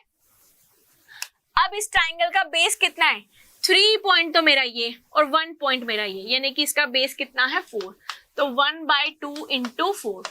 हाइट मेरी कितनी है, देखो ये कहां तक जा रहा है, यहाँ 4 तक जा रहा है, तो हाइट मेरी कितनी हो गई 4, हाइट मेरी कितनी हो गई 4, यानी कि 1/2 बेस हो गया मेरा 4, हाइट मेरी हो गई 4, इस 2 से ये 4 कैंसिल किया 2 टाइम्स, तो 2 इंटू 4 मेरा कितना आ गया 8 स्क्वायर यूनिट। मुझे पता नहीं है क्या है इसलिए मैंने क्या लिख दिया 8 स्क्वायर यूनिट। आपसे क्वेश्चन ने यही पूछा था कि पहले तो ड्रॉ करो, ग्राफ ड्रॉ कर दिया, फिर क्या बोला था, shade the region bounded by the lines, दोनों लाइंस के बीच का जो शेडेड रीजन है उसको बाउंड कर दो, कर दिया। फिर आपसे बोला क्वेश्चन ने कि find the area, area find कर लिया और एरिया कितना आया 8 स्क्वायर यूनिट इसका एरिया आया है। क्लियर हुआ। सो हमने क्या पढ़ा, pair of linear two equation क्या होती है, सॉल्यूशन क्या होता है, किस तरह के सॉल्यूशन पॉसिबल हैं, एल्जेब्रिक भी पढ़ा, ग्राफिकल भी पढ़ा। ग्राफिकल को हम कैसे सॉल्व करेंगे, ग्राफ प्लॉट करके, पॉइंट्स प्लॉट करके, ग्राफ को देखकर आप कैसे बता सकते हो ये। नेक्स्ट टॉपिक जो हम डिस्कस करेंगे वो क्या है, algebraic method of solving simultaneously linear equation of two variable. मतलब ग्राफिकली तो अभी हमने देख लिया कि हम एल्जेब्रिक इक्वेशन को कैसे सॉल्व कर सकते हैं और ग्राफ के थ्रू हम कैसे पता कर सकते हैं कि कौन सा उस इक्वेशन का सॉल्यूशन है। अब हम बात करते हैं एल्जेब्रिक मेथड की। तो यहाँ पे आपके पास 3 मेथड हैं सॉल्यूशन के। पहला मेथड है method of elimination by substitution, second method है method of elimination by equation the coefficient, ठीक है, जो कोएफिशिएंट्स होते हैं उनको इक्वल करके एलिमिनेट करना। एंड थर्ड है मेथड ऑफ क्रॉस मल्टीप्लिकेशन। इस वीडियो में हम ये मेथड नहीं पढ़ेंगे क्योंकि आपके सीबीएसई एग्जाम्स में अब ये मेथड नहीं पूछा जाता है, या आप ये भी कह सकते हैं कि अब ये मेथड यूज नहीं होता है, ये आपके सिलेबस से हट गया। तो हम बात करेंगे इन दोनों मेथड्स की। इन दोनों मेथड की हेल्प से हम pair of linear equation of two variable को सॉल्व करना सीखेंगे। तो स्टार्ट करते हैं हमारा पहला मेथड जिसका नाम है मेथड ऑफ एलिमिनेटिंग या सब्स्टिट्यूशन मेथड भी हम इसको कह सकते हैं। हमारे पास यहाँ पे 2 इक्वेशन है, pair of linear equation of two variable है। तो सबसे पहले हम हमारी दोनों इक्वेशन को लिख लेते हैं, 3x minus 4y is equal to -1। आप अपनी दोनों इक्वेशन को एक के नीचे एक इस तरह से लिखेंगे, x माइनस वाई बराबर -1। यहाँ पे मैं आपको कोई थ्योरी नहीं पढ़ाऊंगी because it is a one shot video, हम क्वेश्चन की हेल्प से ही सारे मेथड्स को डिस्कस करेंगे। क्लियर। तो क्या होता है सब्स्टिट्यूशन मेथड में, हम किसी भी एक वेरिएबल की वैल्यू को निकालेंगे और दूसरे में पुट कर देंगे किसी भी एक वेरिएबल की वैल्यू। सबसे पहले तो मैंने यहाँ पे इस इक्वेशन को दिया इक्वेशन 1 और इस इक्वेशन को दिया इक्वेशन 2। इन दोनों इक्वेशन में से किसी भी एक इक्वेशन से कोई से भी किसी की वेरिएबल की वैल्यू, या तो आप x की वैल्यू ले लो या y की वैल्यू लो, किसी भी एक वेरिएबल की वैल्यू को यहाँ से निकाल के दूसरे इक्वेशन में पुट कर देंगे। मैं वापस से रिपीट कर रही हूँ, किसी भी एक इक्वेशन में से वेरिएबल की वैल्यू को दूसरी इक्वेशन में पुट करेंगे। ऐसे मत करना यहाँ से x की वैल्यू निकाली और यहीं पुट कर दी, इतनी स्टूपिडिटी की एक्सपेक्टेशन मुझे नहीं है। आप किसी भी एक से निकालेंगे और हमेशा देखना कि जो सिंपल आपको दिखे ना वहां से निकालना। तो जैसे कि मैं आपको ये दोनों इक्वेशन दिख रही है, यहाँ पे जो सेकंड वाली इक्वेशन है वो थोड़ी सिंपल है। तो हम क्या करेंगे, इन इक्वेशन 2 से हम क्या करेंगे, x की वैल्यू निकालेंगे। तो y उधर चला जाएगा तो y क्या हो जाएगा, पॉजिटिव y -1। ये हो गई मेरी इक्वेशन 3। इक्वेशन 2 से मैंने किसकी वैल्यू निकाली, x की वैल्यू निकाली, क्या आई y -1। ये y इधर जाएगा तो प्लस का हो जाएगा और यहाँ -1 ऑलरेडी है। अब हम क्या करेंगे, x की वैल्यू को किस में पुट करेंगे, इक्वेशन 1 में पुट करेंगे। ऐसे मत करना कि इस x की वैल्यू को यहीं पुट कर दो तो गलत हो जाएगा। Put the value of x in equation 1। कहाँ पुट करोगे x की वैल्यू को? इक्वेशन 1 में पुट करोगे। तो यहाँ पे 3 ऑलरेडी, x की वैल्यू आप क्या लिख दोगे? y माइनस 1, ठीक है, minus 5y is equal to. ऐसा हमने क्यों किया? क्योंकि हमने इस पूरी वैल्यू को क्या बना दिया? वन वेरिएबल की इक्वेशन बना दिया। अब ये कौन सी इक्वेशन हो गई? Linear equation in one variable. अब जब ये वन वेरिएबल में हो गई तो इसको सॉल्व करना बहुत ईजी है। चलिए इसको सॉल्व करते हैं। 3 को अंदर मल्टीप्लाई करेंगे, 3y minus 3 minus 5y is equal to minus 1। 3y में से 5y को सब्ट्रैक्ट करोगे तो कितना बचेगा? माइनस का 2y, ठीक है, ये माइनस का 3 उधर जाएगा, प्लस का 3, तो 3 माइनस 1। तो यहाँ पे क्या बचेगा? माइनस का 2y इज इक्वल टू 2। तो y की वैल्यू हमारी कितनी आ गई? माइनस 1। y की वैल्यू कितनी आ गई? माइनस 1 आ जाएगी। क्लियर है? अब हम क्या करेंगे? पुट y की वैल्यू हमारे पास आ गई, y is equal to minus 1 in equation. किसी भी इक्वेशन में पुट कर दो, 1 में पुट कर दो, 2 में पुट कर दो। मैं यहाँ पे इक्वेशन 2 में पुट कर रही हूँ। इक्वेशन 2 मेरी क्या है? x माइनस वाई बराबर माइनस 1। y की वैल्यू मुझे माइनस 1 पुट करनी है, मैंने पुट कर दी। माइनस माइनस ये हो गया plus, x plus 1 is equal to ये। अब ये मुझे x की वैल्यू चाहिए तो मैं इस 1 को उधर ले जाऊंगी तो क्या हो जाएगा? माइनस 1। माइनस 1 मेरा कितना हो गया? माइनस 2 हो गया। तो मेरे पास x की वैल्यू कितनी आ गई? माइनस 2। क्या मुझे यहाँ पे इसको सॉल्व करके इनकी वैल्यूज ही फाइंड आउट करनी थी? सो हियर क्या वो लिखोगे आप? Here x is equal to minus 2 and y is equal to minus 1 is the solution of simultaneous linear equation of two variable। भाई x इज इक्वल टू, अब आप बोलो कि मैम हमने जो वैल्यू निकाली है वो सही है या नहीं, ये क्या पता कर सकते हैं? बिल्कुल पता कर सकते हैं आप। इन वैल्यूज को आप इक्वेशन 1 2 में रख के देख लीजिए। अगर LHS बराबर RHS आ रहा है तो आपकी वैल्यू जो आपने निकाली है वो बिल्कुल सही है। अगर ऐसा नहीं आ रहा है तो मतलब आपने क्या करी है? मिस्टेक करी है। तो यहाँ पे इस पार्ट को मैं स्किप कर रही हूँ, आप चाहे तो पुट करके घर पे देख सकते हैं, और अगर आपको कोई मिस्टेक लग रही है तो आप कॉमेंट सेक्शन में जरूर बता सकते हैं। चलिए इसी मेथड से हम एक और क्वेश्चन करते हैं। Question number 2, solve the following system of equation by using method of substitution। Clear? तो सबसे पहले हम क्या करते हैं? हमारी इक्वेशंस को लिखते हैं। फर्स्ट पार्ट हम सॉल्व कर रहे हैं क्वेश्चन का। 2x प्लस 3y बराबर 9, दूसरी इसको हमने इक्वेशन 1 दे दिया। दूसरी इक्वेशन है 3x प्लस 4y बराबर 5, इसको मैंने दे दिया इक्वेशन 2। अभी भी मैंने कहा था किसी भी इक्वेशन में से ले ले, तो चलो इस बार हम इक्वेशन 1 से ले लेते हैं। तो इक्वेशन 1 से मैंने लिया फ्रॉम इक्वेशन 1। इक्वेशन 1 से मैंने किसकी वैल्यू ले ली? चलिए मैंने x की वैल्यू ले ली। तो यहाँ पे क्या हो जाएगा? 2x बराबर 9 माइनस 3y। ये प्लस का 3y है, उधर जाएगा तो माइनस का 3y हो जाएगा। मुझे सिर्फ x की वैल्यू चाहिए, तो 9 माइनस 3y बटा 2। ये मेरी किसकी वैल्यू आ गई? x की वैल्यू आ गई। इसको चाहो तो आप इक्वेशन 3 भी बोल सकते हो। अब इस x की वैल्यू को मैं किस में पुट करूंगी? 1 में? नहीं नहीं नहीं नहीं नहीं, 1 में पुट करोगे तो मतलब ही क्या होगा? किस में पुट करेंगे? 2 में। Put the value of x in equation 2। x की वैल्यू हमारे पास यहाँ पे 3 है। x की वैल्यू क्या है? 9 माइनस 3y बटा 2 plus 4y is equal to 5। क्या अब ये मेरी पूरी इक्वेशन 1 वेरिएबल की हो गई? बिल्कुल हो गई। अब हम इसको क्या करेंगे? सॉल्व करेंगे।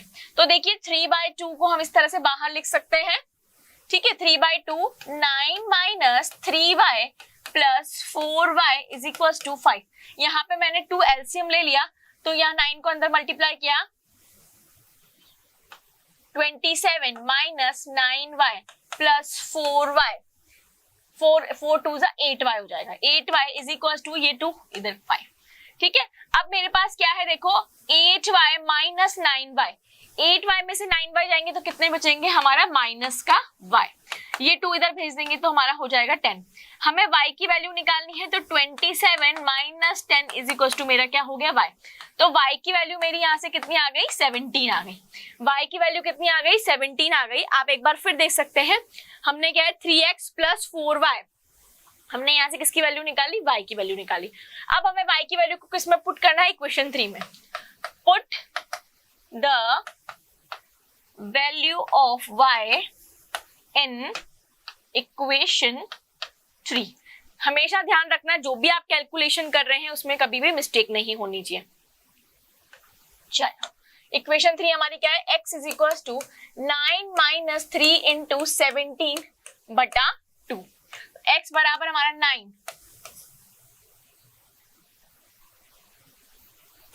51 बटा 2। x बराबर 9 माइनस 51 करना है तो 11 माइनस 9। सबसे पहले हम क्या करेंगे, 11 माइनस 9 करेंगे तो यहाँ पे 2 बचेगा, 42 बटा 2 माइनस का, तो ये क्या हो गया माइनस का 21। तो x इज इक्वल टू मेरा क्या आ गया, माइनस का 21।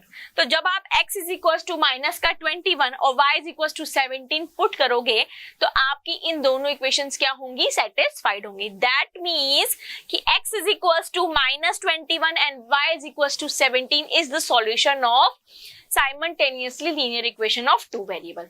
हमने यहाँ पे कौन सा क्वेश्चन किया है, फर्स्ट पार्ट किया है।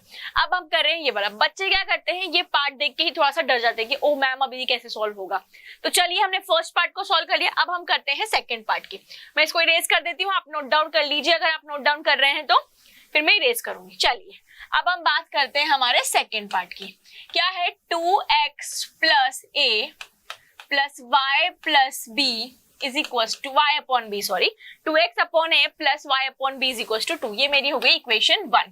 सबसे पहले मैं इसको थोड़ा सा सॉल्व करके, या फिर इसको सॉल्व नहीं करो आप यहीं छोड़ दो। दूसरा है x upon a minus y upon b is equal to 4। ये हो गई मेरी इक्वेशन 2। सब्स्टिट्यूशन मेथड करना है तो यहां से मैं क्या करती हूँ, x की वैल्यू निकाल देती हूँ। कौन सी, इक्वेशन 2 से। फ्रॉम इक्वेशन 2 मुझे x की वैल्यू निकालनी, तो x अपॉन a बराबर y plus 4 plus y upon b, ऐसा ही होगा। ये माइनस का y बाय v है तो ये कहां चला जाएगा, इधर चला जाएगा, तो प्लस में हो जाएगा। मुझे वैल्यू सिर्फ x की चाहिए तो क्या हो जाएगा, a upon b y plus 4।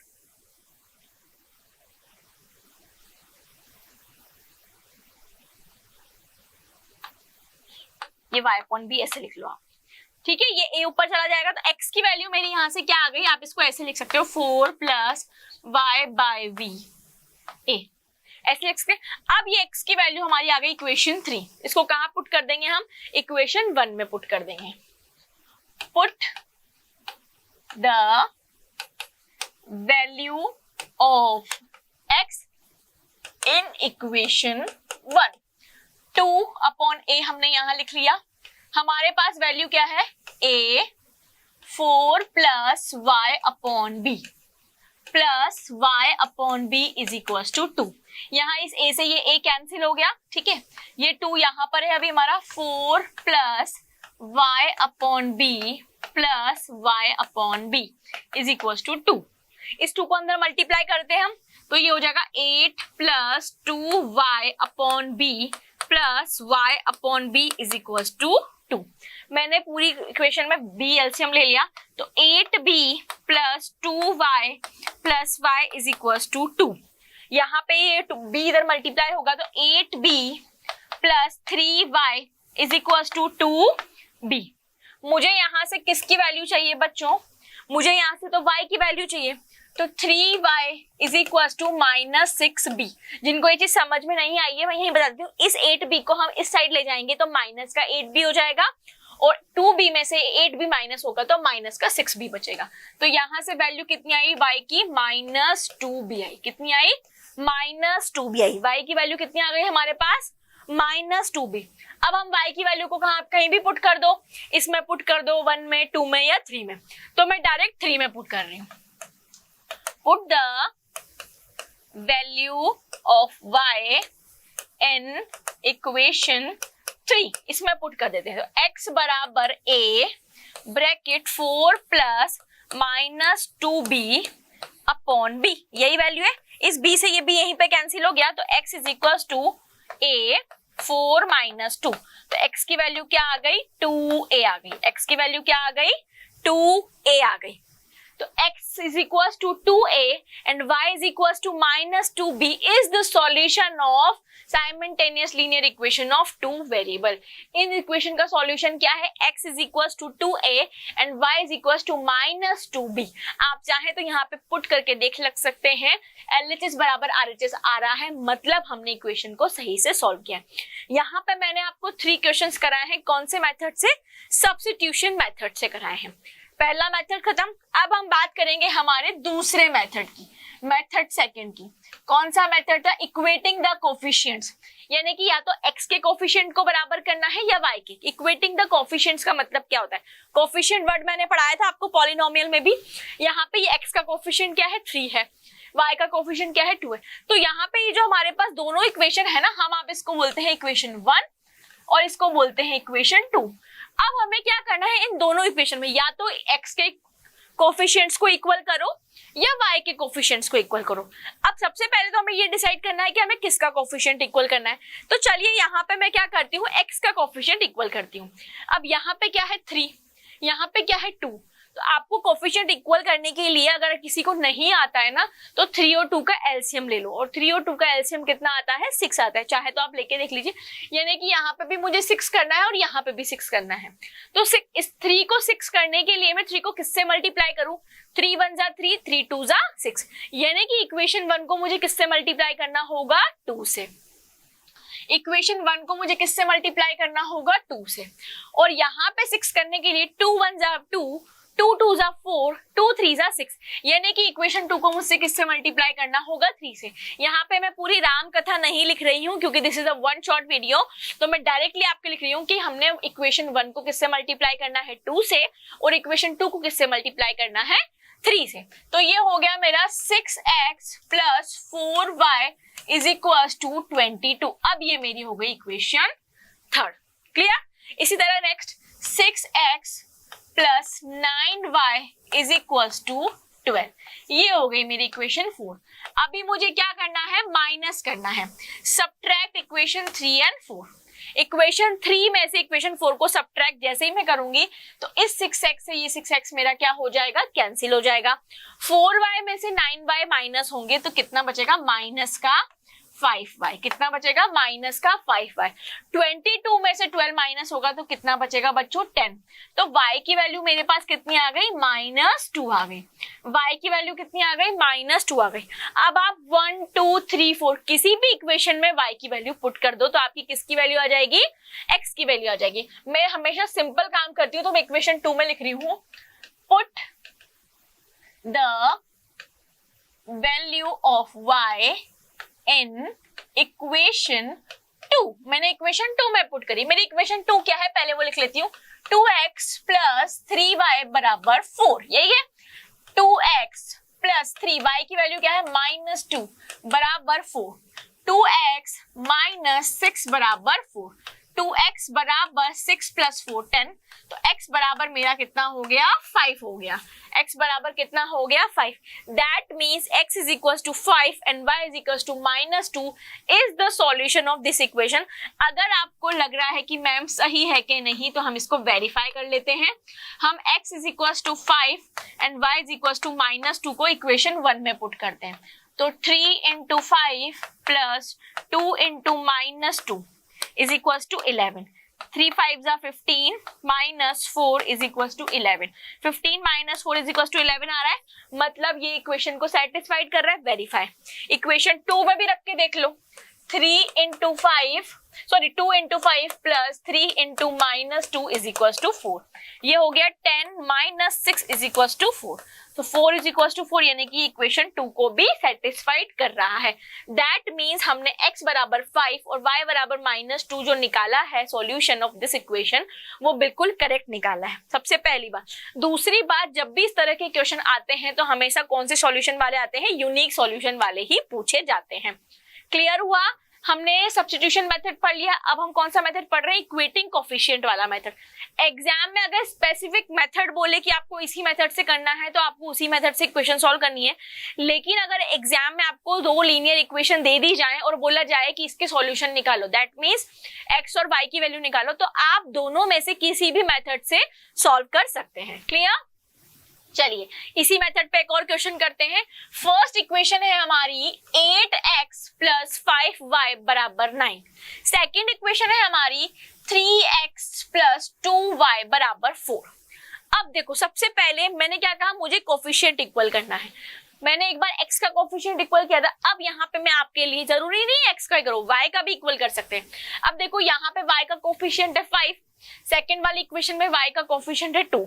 अब मुझे कोफिशिएंट इक्वल करना है, यानी कि दोनों इक्वेशन में y का कोफिशिएंट सेम होना चाहिए। तो मैं यहाँ पे 5 और 2 का एलसीएम लेती हूँ, तो एलसीएम कितना आता है मेरा 10, यानी कि मुझे फर्स्ट इक्वेशन में भी y का कोफिशिएंट 10 करना होगा और सेकेंड इक्वेशन में भी y का कोफिशिएंट 10 करना होगा। यहाँ तक बात समझ में आई। अब यहाँ पे y का कोफिशिएंट 10 करने के लिए मैं 5 को किससे मल्टीप्लाई करूं, 5 1 जा 5, 5 2 जा 10, यानी कि इक्वेशन 1 को मुझे किससे मल्टीप्लाई करना होगा, 2 से मल्टीप्लाई करना होगा, और इक्वेशन 2 को किससे मल्टीप्लाई करना होगा, 5 से मल्टीप्लाई करना होगा।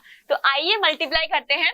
8 2 जा 16x प्लस 5 2 जा 10y इज इक्वल टू 18। ये मेरी हो गई इक्वेशन 3।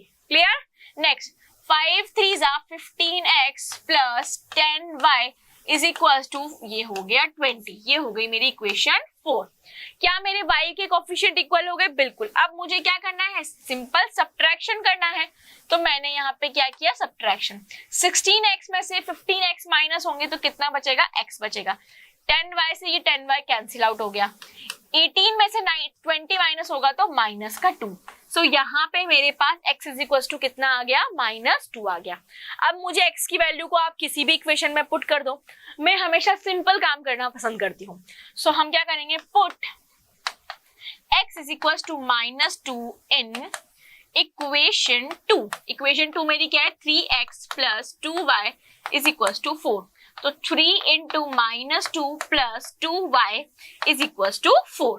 तो यहाँ पे मेरी क्या हो गई, 6 माइनस का 6 plus 2y is equal to 4। तो 2y इज इक्वल टू कितना हो गया, 10, क्योंकि माइनस का 6 इधर जाएगा तो प्लस का 6 हो जाएगा। सो y की वैल्यू मेरे पास कितनी आ गई, 5। तो यहाँ पे x is equal to -2 and y is equal to 5 is the solution of simultaneously linear equation of 2 variable. Again आप चाहें तो वैल्यूज को पुट करके वेरीफाई कर सकते हैं। ये हमने किया सेकेंड क्वेश्चन, कौन से मेथड से, इक्वेटिंग द कोफिशिएंट मेथड से।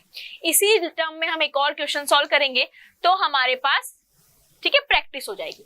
अगेन हमारे पास, अब जब भी बच्चे इस तरह के क्वेश्चंस देखते हैं ना तो वो वहीं पे सरेंडर कर देते हैं। अपने ऊपर भरोसा रखो, रखो हौसला, वक्त बदलना है। ठीक है, तो चलिए यहाँ पे हम सबसे पहले क्या करते हैं, इस 1 को इधर ले जाते हैं। x by 10 plus y by 5 is equal to, y इधर गया तो 14 हो जाएगा। क्लियर है। चलिए यहाँ पे तो ऑलरेडी है, तो x by 8 plus y by 6 is equal to 15।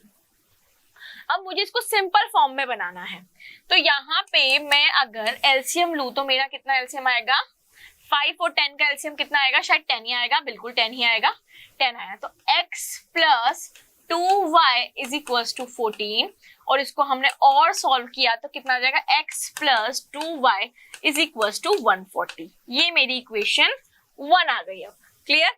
Similarly हम इसको भी सॉल्व करेंगे। यहाँ पे 8 और 6 का कितना आया, आई गेस 24 एलसीएम आएगा। आप करके देख लीजिए, 8 3 जा 24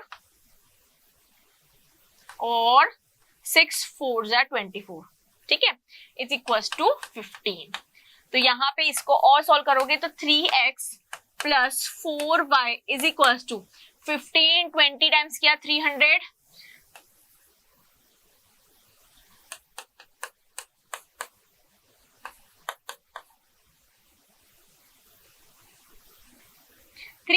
बिल्कुल सही थी मैं, ये 360 आ गया। अब हमारे पास सिंपल इक्वेशंस आ गई, ये देख लीजिए यहाँ पे। अब हमें कौन सा मेथड करना है, इक्वेटिंग द कोफिशिएंट। क्या क्या इक्वेशन है मेरे पास, x plus 2y is equal to 140। Second equation है 3x plus 4y is equal to 360। Simple मैं किसका कोफिशिएंट इक्वल कर देती हूँ, x का। तो मुझे इक्वेशन 1 को किससे मल्टीप्लाई करना होगा, 3 से। इक्वेशन 2 को किसी से भी मल्टीप्लाई करने की नीड नहीं है। तो यहाँ मैंने मल्टीप्लाई किया 3x plus 6y is equal to 0, 12 420. Similarly 3x plus 4y is equals to 360. यहाँ पे मैंने जैसे सबट्रैक्ट किया तो 3x से 3x कैंसिल हो गया, 6y में से 4y माइनस होगा तो कितना बचेगा 2y, 0 12 माइनस 6 60. तो y की वैल्यू मेरे पास यहाँ पे कितनी आ गई 30 आ गई. y की वैल्यू कितनी आ गई हमारे पास अब 30. अब y की वैल्यू को हम क्या करेंगे पुट कर देंगे, किसी भी इक्वेशन में पुट कर दो आप 1 में या 2 में. तो मैं इक्वेशन 1 में पुट कर देती हूँ. कहाँ पे ये 1 में. इक्वेशन 1 क्या है मेरी, x plus 2y is equal to 140. तो x plus 2 into 60 is equal to 140. तो y इज इक्वल टू कितना हो जाएगा 140 माइनस 60. तो 140 माइनस 60 मेरा आई गेस हो जाएगा 80. ठीक है 80 हो जाएगा. तो यहाँ पे x इज इक्वल टू 80 और y is equal to 30 is the solution of simultaneously linear equation, या जो हमें इक्वेशंस दी हुई हैं उनका सॉल्यूशन है.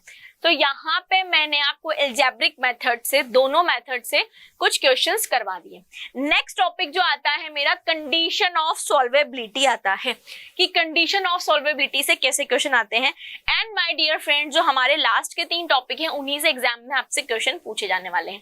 कंडीशंस मैंने आपको सबकी बता रखी है, अब उन पे क्वेश्चंस कैसे आते हैं वो हम करेंगे.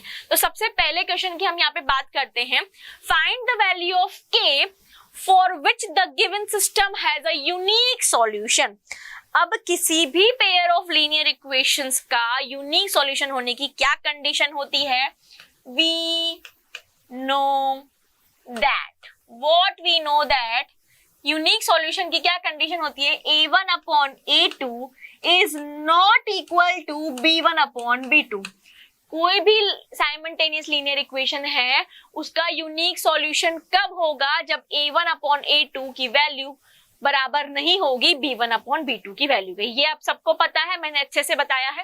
अब हमारे पास ये है इक्वेशन 1 और ये है इक्वेशन 2. तो a1 यानी कि x का कोफिशिएंट है 1, a2 यानी कि x का कोफिशिएंट है यहाँ पे 3 1/3 is not equal to b1 minus k/2. ठीक है, यही है हमारे पास माइनस k/2. यहां से हम वैल्यू निकालेंगे तो ये 2/3 is not equal to minus k.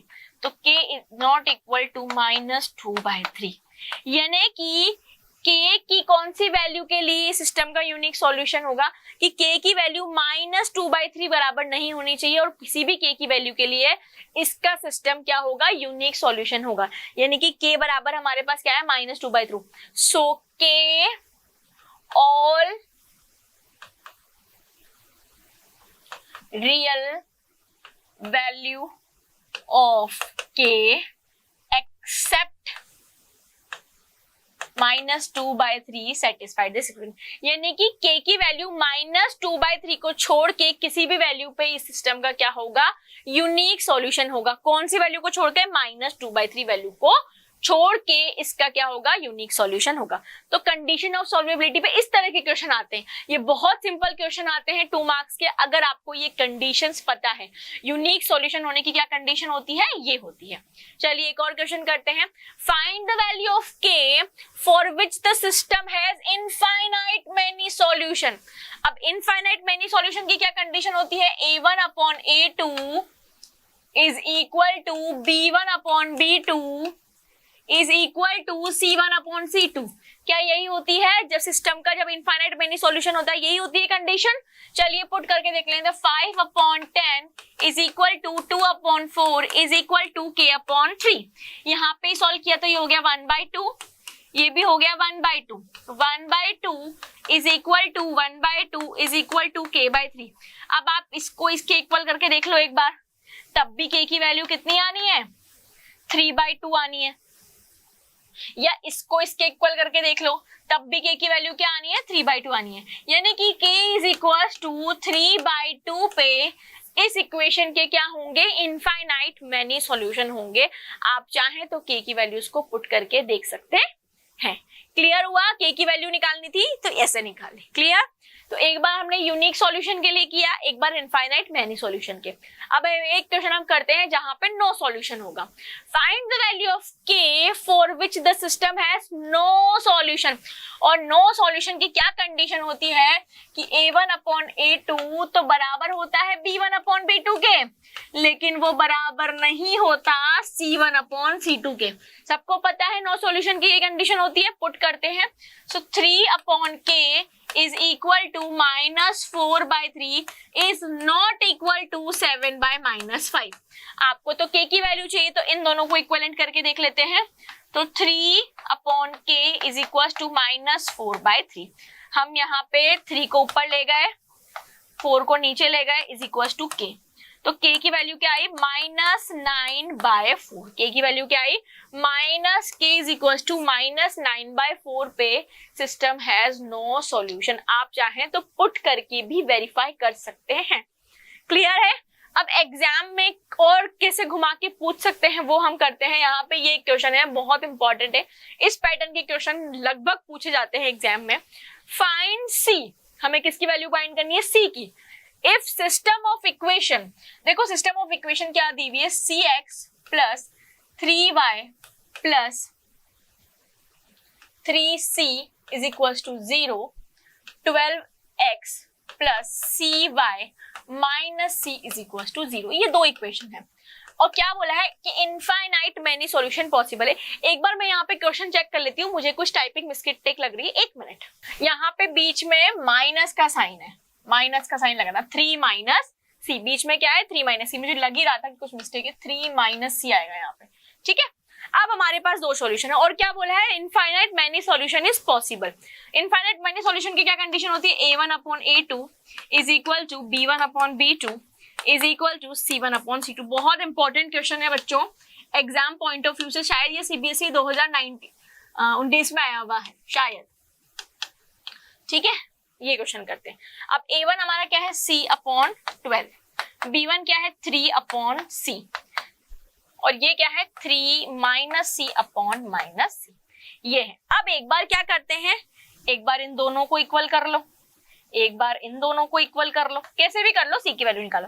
तो हमने फर्स्ट और सेकंड को इक्वल किया तो C square is equal to 36 आया और C इज इक्वल टू क्या आया? +-6, यानी कि C की वैल्यू क्या आई? +-6। अब क्या ये C की वैल्यू +-6 सही है? एक बार हम क्या करते हैं, इन दोनों को भी इक्वल करके लिख लेते हैं। तो यहाँ पे क्या किया? -3C is equal to 3C minus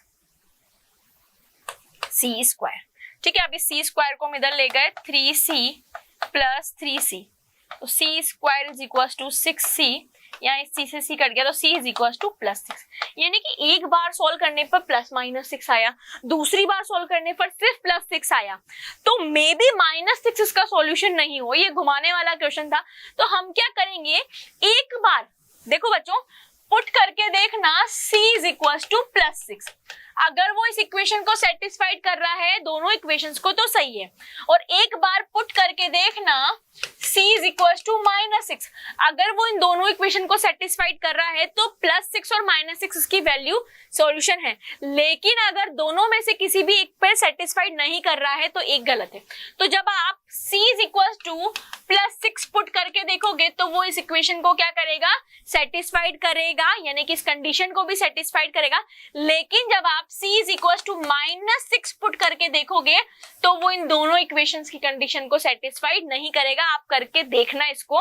तो यहाँ पे अगर मेरे से C की वैल्यू पूछी जाएगा तो मैं क्या बताऊंगी कि C इज इक्वल टू 6 जो है मेरा, इसका क्या है? फाइनल आंसर है।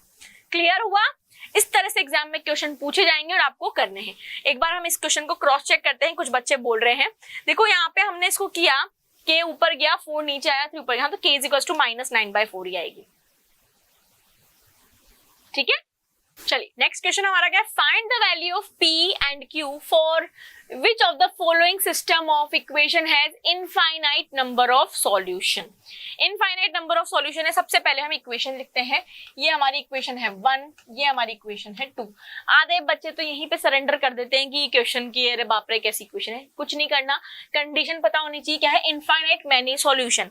इनफाइनाइट मेनी सॉल्यूशन की क्या कंडीशन होती है कि भैया A1 अपॉन A2 बराबर होता है B1 अपॉन B2 के, बराबर होता है C1 अपॉन C2 के। तो यहाँ पे 2 upon P plus Q is equal to 3 upon 2P minus Q is equal to यहाँ पे -7 अपॉन -21। ये 7 उधर जाएगा तो माइनस का 7, ये 21 उधर जाएगा तो माइनस का 21। क्लियर, गलती मत करना।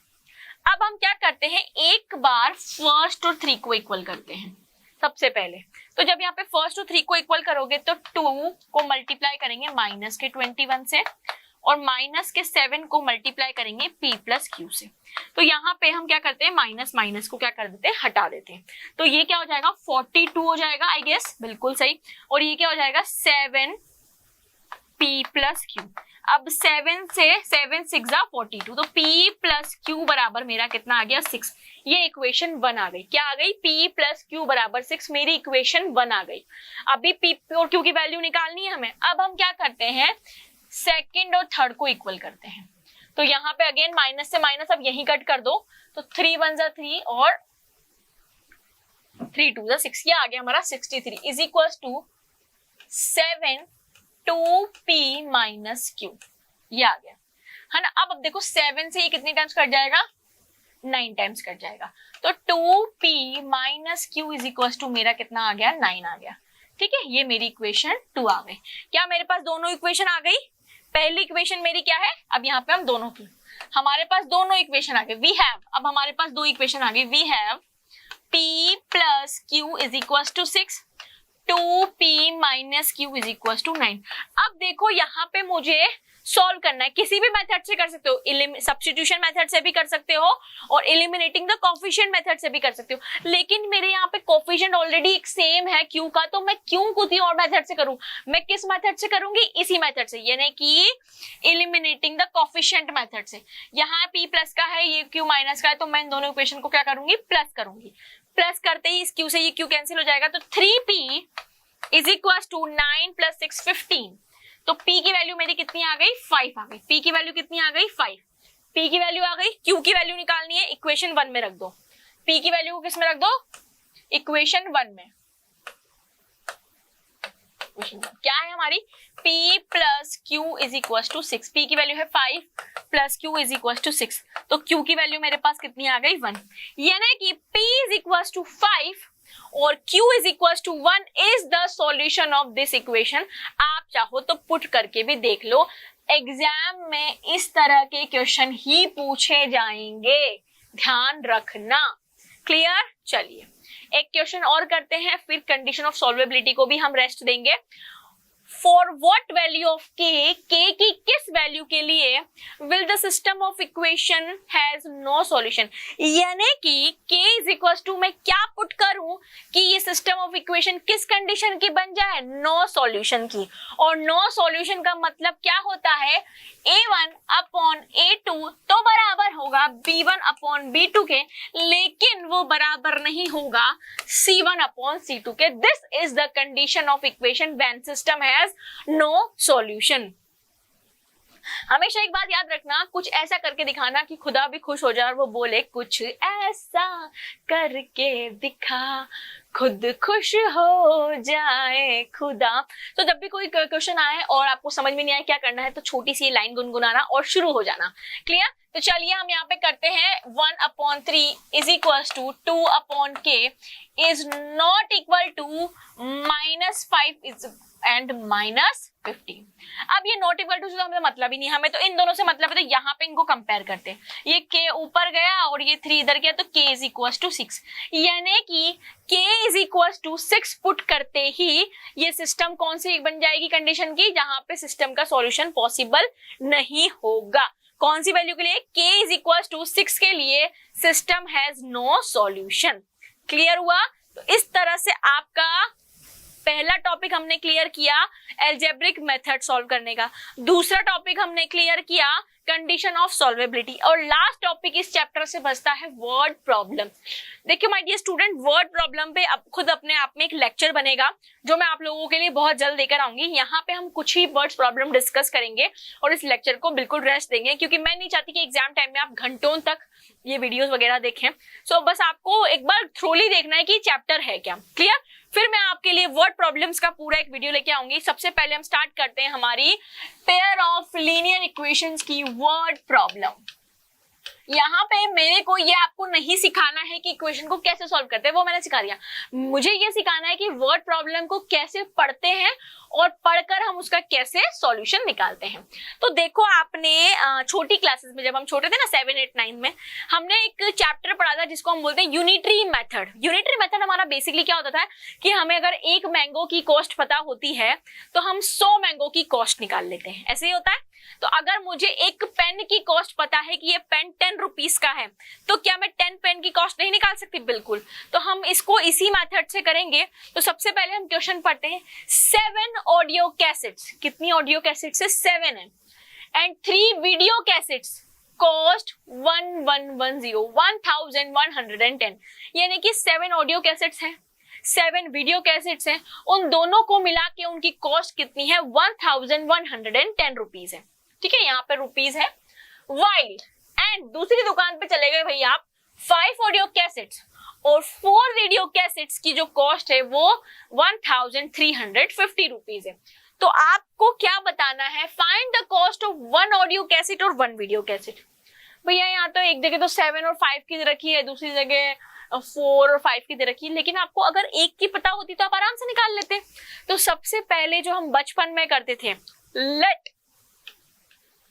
मान लेना लेट द, अभी पता नहीं है ना आपको कॉस्ट निकालनी है, तो let the cost of 1 audio cassettes is X rupees. हमने क्या किया कि एक ऑडियो कैसेट की कॉस्ट क्या मान ली? X रुपीज मान ली। और कॉस्ट ऑफ 1 वीडियो कैसेट्स, हमने एक वीडियो कैसेट की कॉस्ट को क्या मान लिया? Y मान लिया। यहां तक क्लियर है?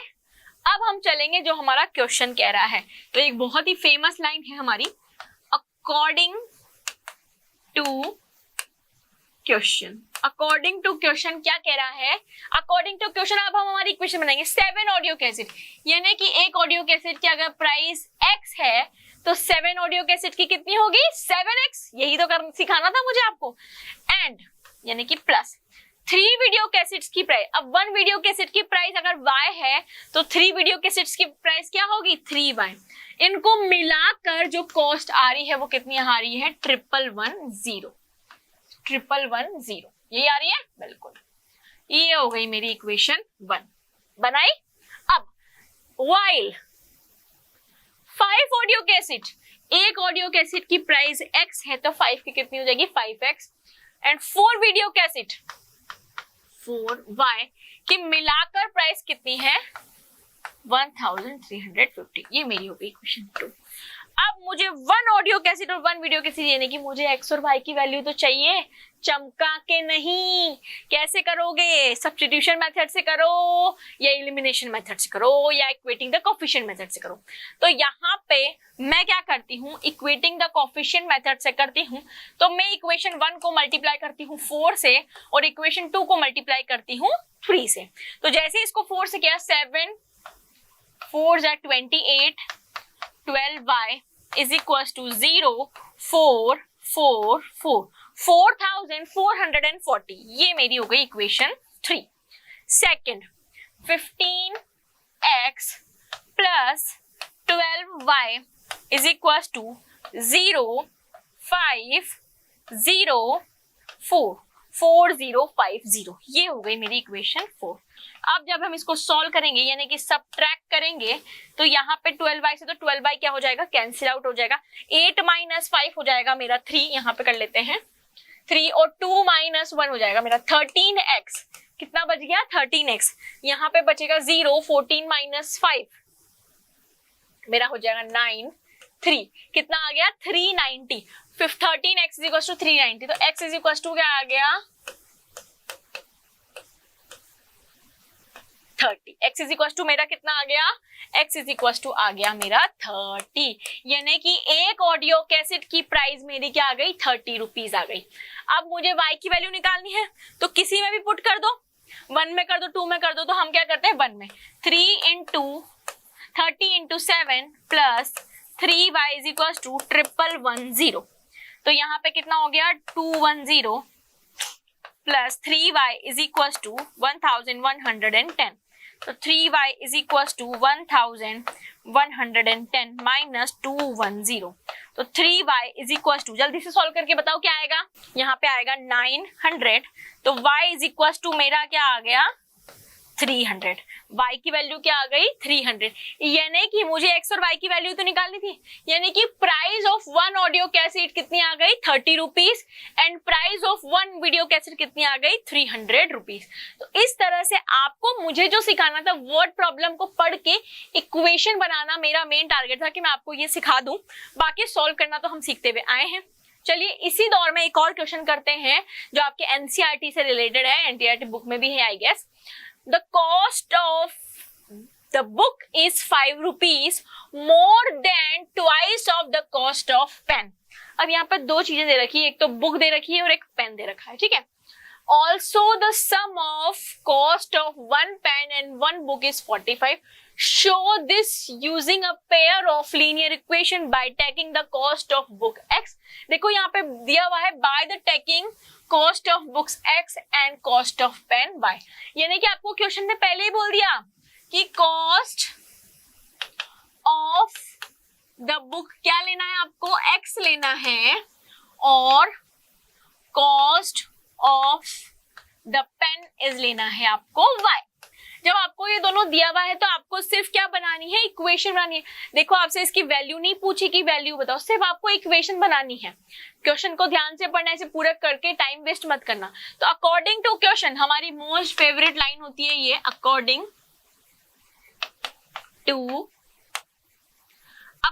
To question. अब क्वेश्चन क्या बोल रहा है, cost of a book is, book की कॉस्ट कितनी है x है, इज मतलब equal to is 5 rupees more than, यानी कि 5 rupees more than twice the cost of pen, twice the cost of pen, यानी कि x is equal to 2y plus 5। ये मेरी बन गई पहली इक्वेशन, यही बोल रहा है। फिर also the sum of cost of one pen and book, cost of one pen and one book is equals to 45। तो क्या मेरी इक्वेशन नहीं बनी? अब मुझे इनको पेयर ऑफ लीनियर इक्वेशन में करना है, तो यहां मैं इसको लिखूंगी x minus 2y is equal to 5 and x plus y is equal to 45 are pair of linear equations. इस क्वेश्चन की कौन सी है पेयर ऑफ लीनियर इक्वेशन? ये है। क्या बन गई pair of linear equation of two variable? बिल्कुल बन गई। अब आप इसको सॉल्व कर देते हो इक्वेटिंग द कोफिशिएंट मेथड से, सब्स्टिट्यूशन मेथड से कर सकते हैं, ग्राफिकल मेथड से भी कर सकते हैं। तो यहाँ पे इसी के साथ मैं वर्ड प्रॉब्लम को रेस्ट देती हूँ। मैं आपसे प्रॉमिस करती हूँ इस चैप्टर के वर्ड प्रॉब्लम्स का एक वीडियो मैं आपके लिए लेकर जरूर आऊंगी। Till then take care of yourself. Thank you so much. Stay tuned and do not forget to subscribe the channel. Thank you.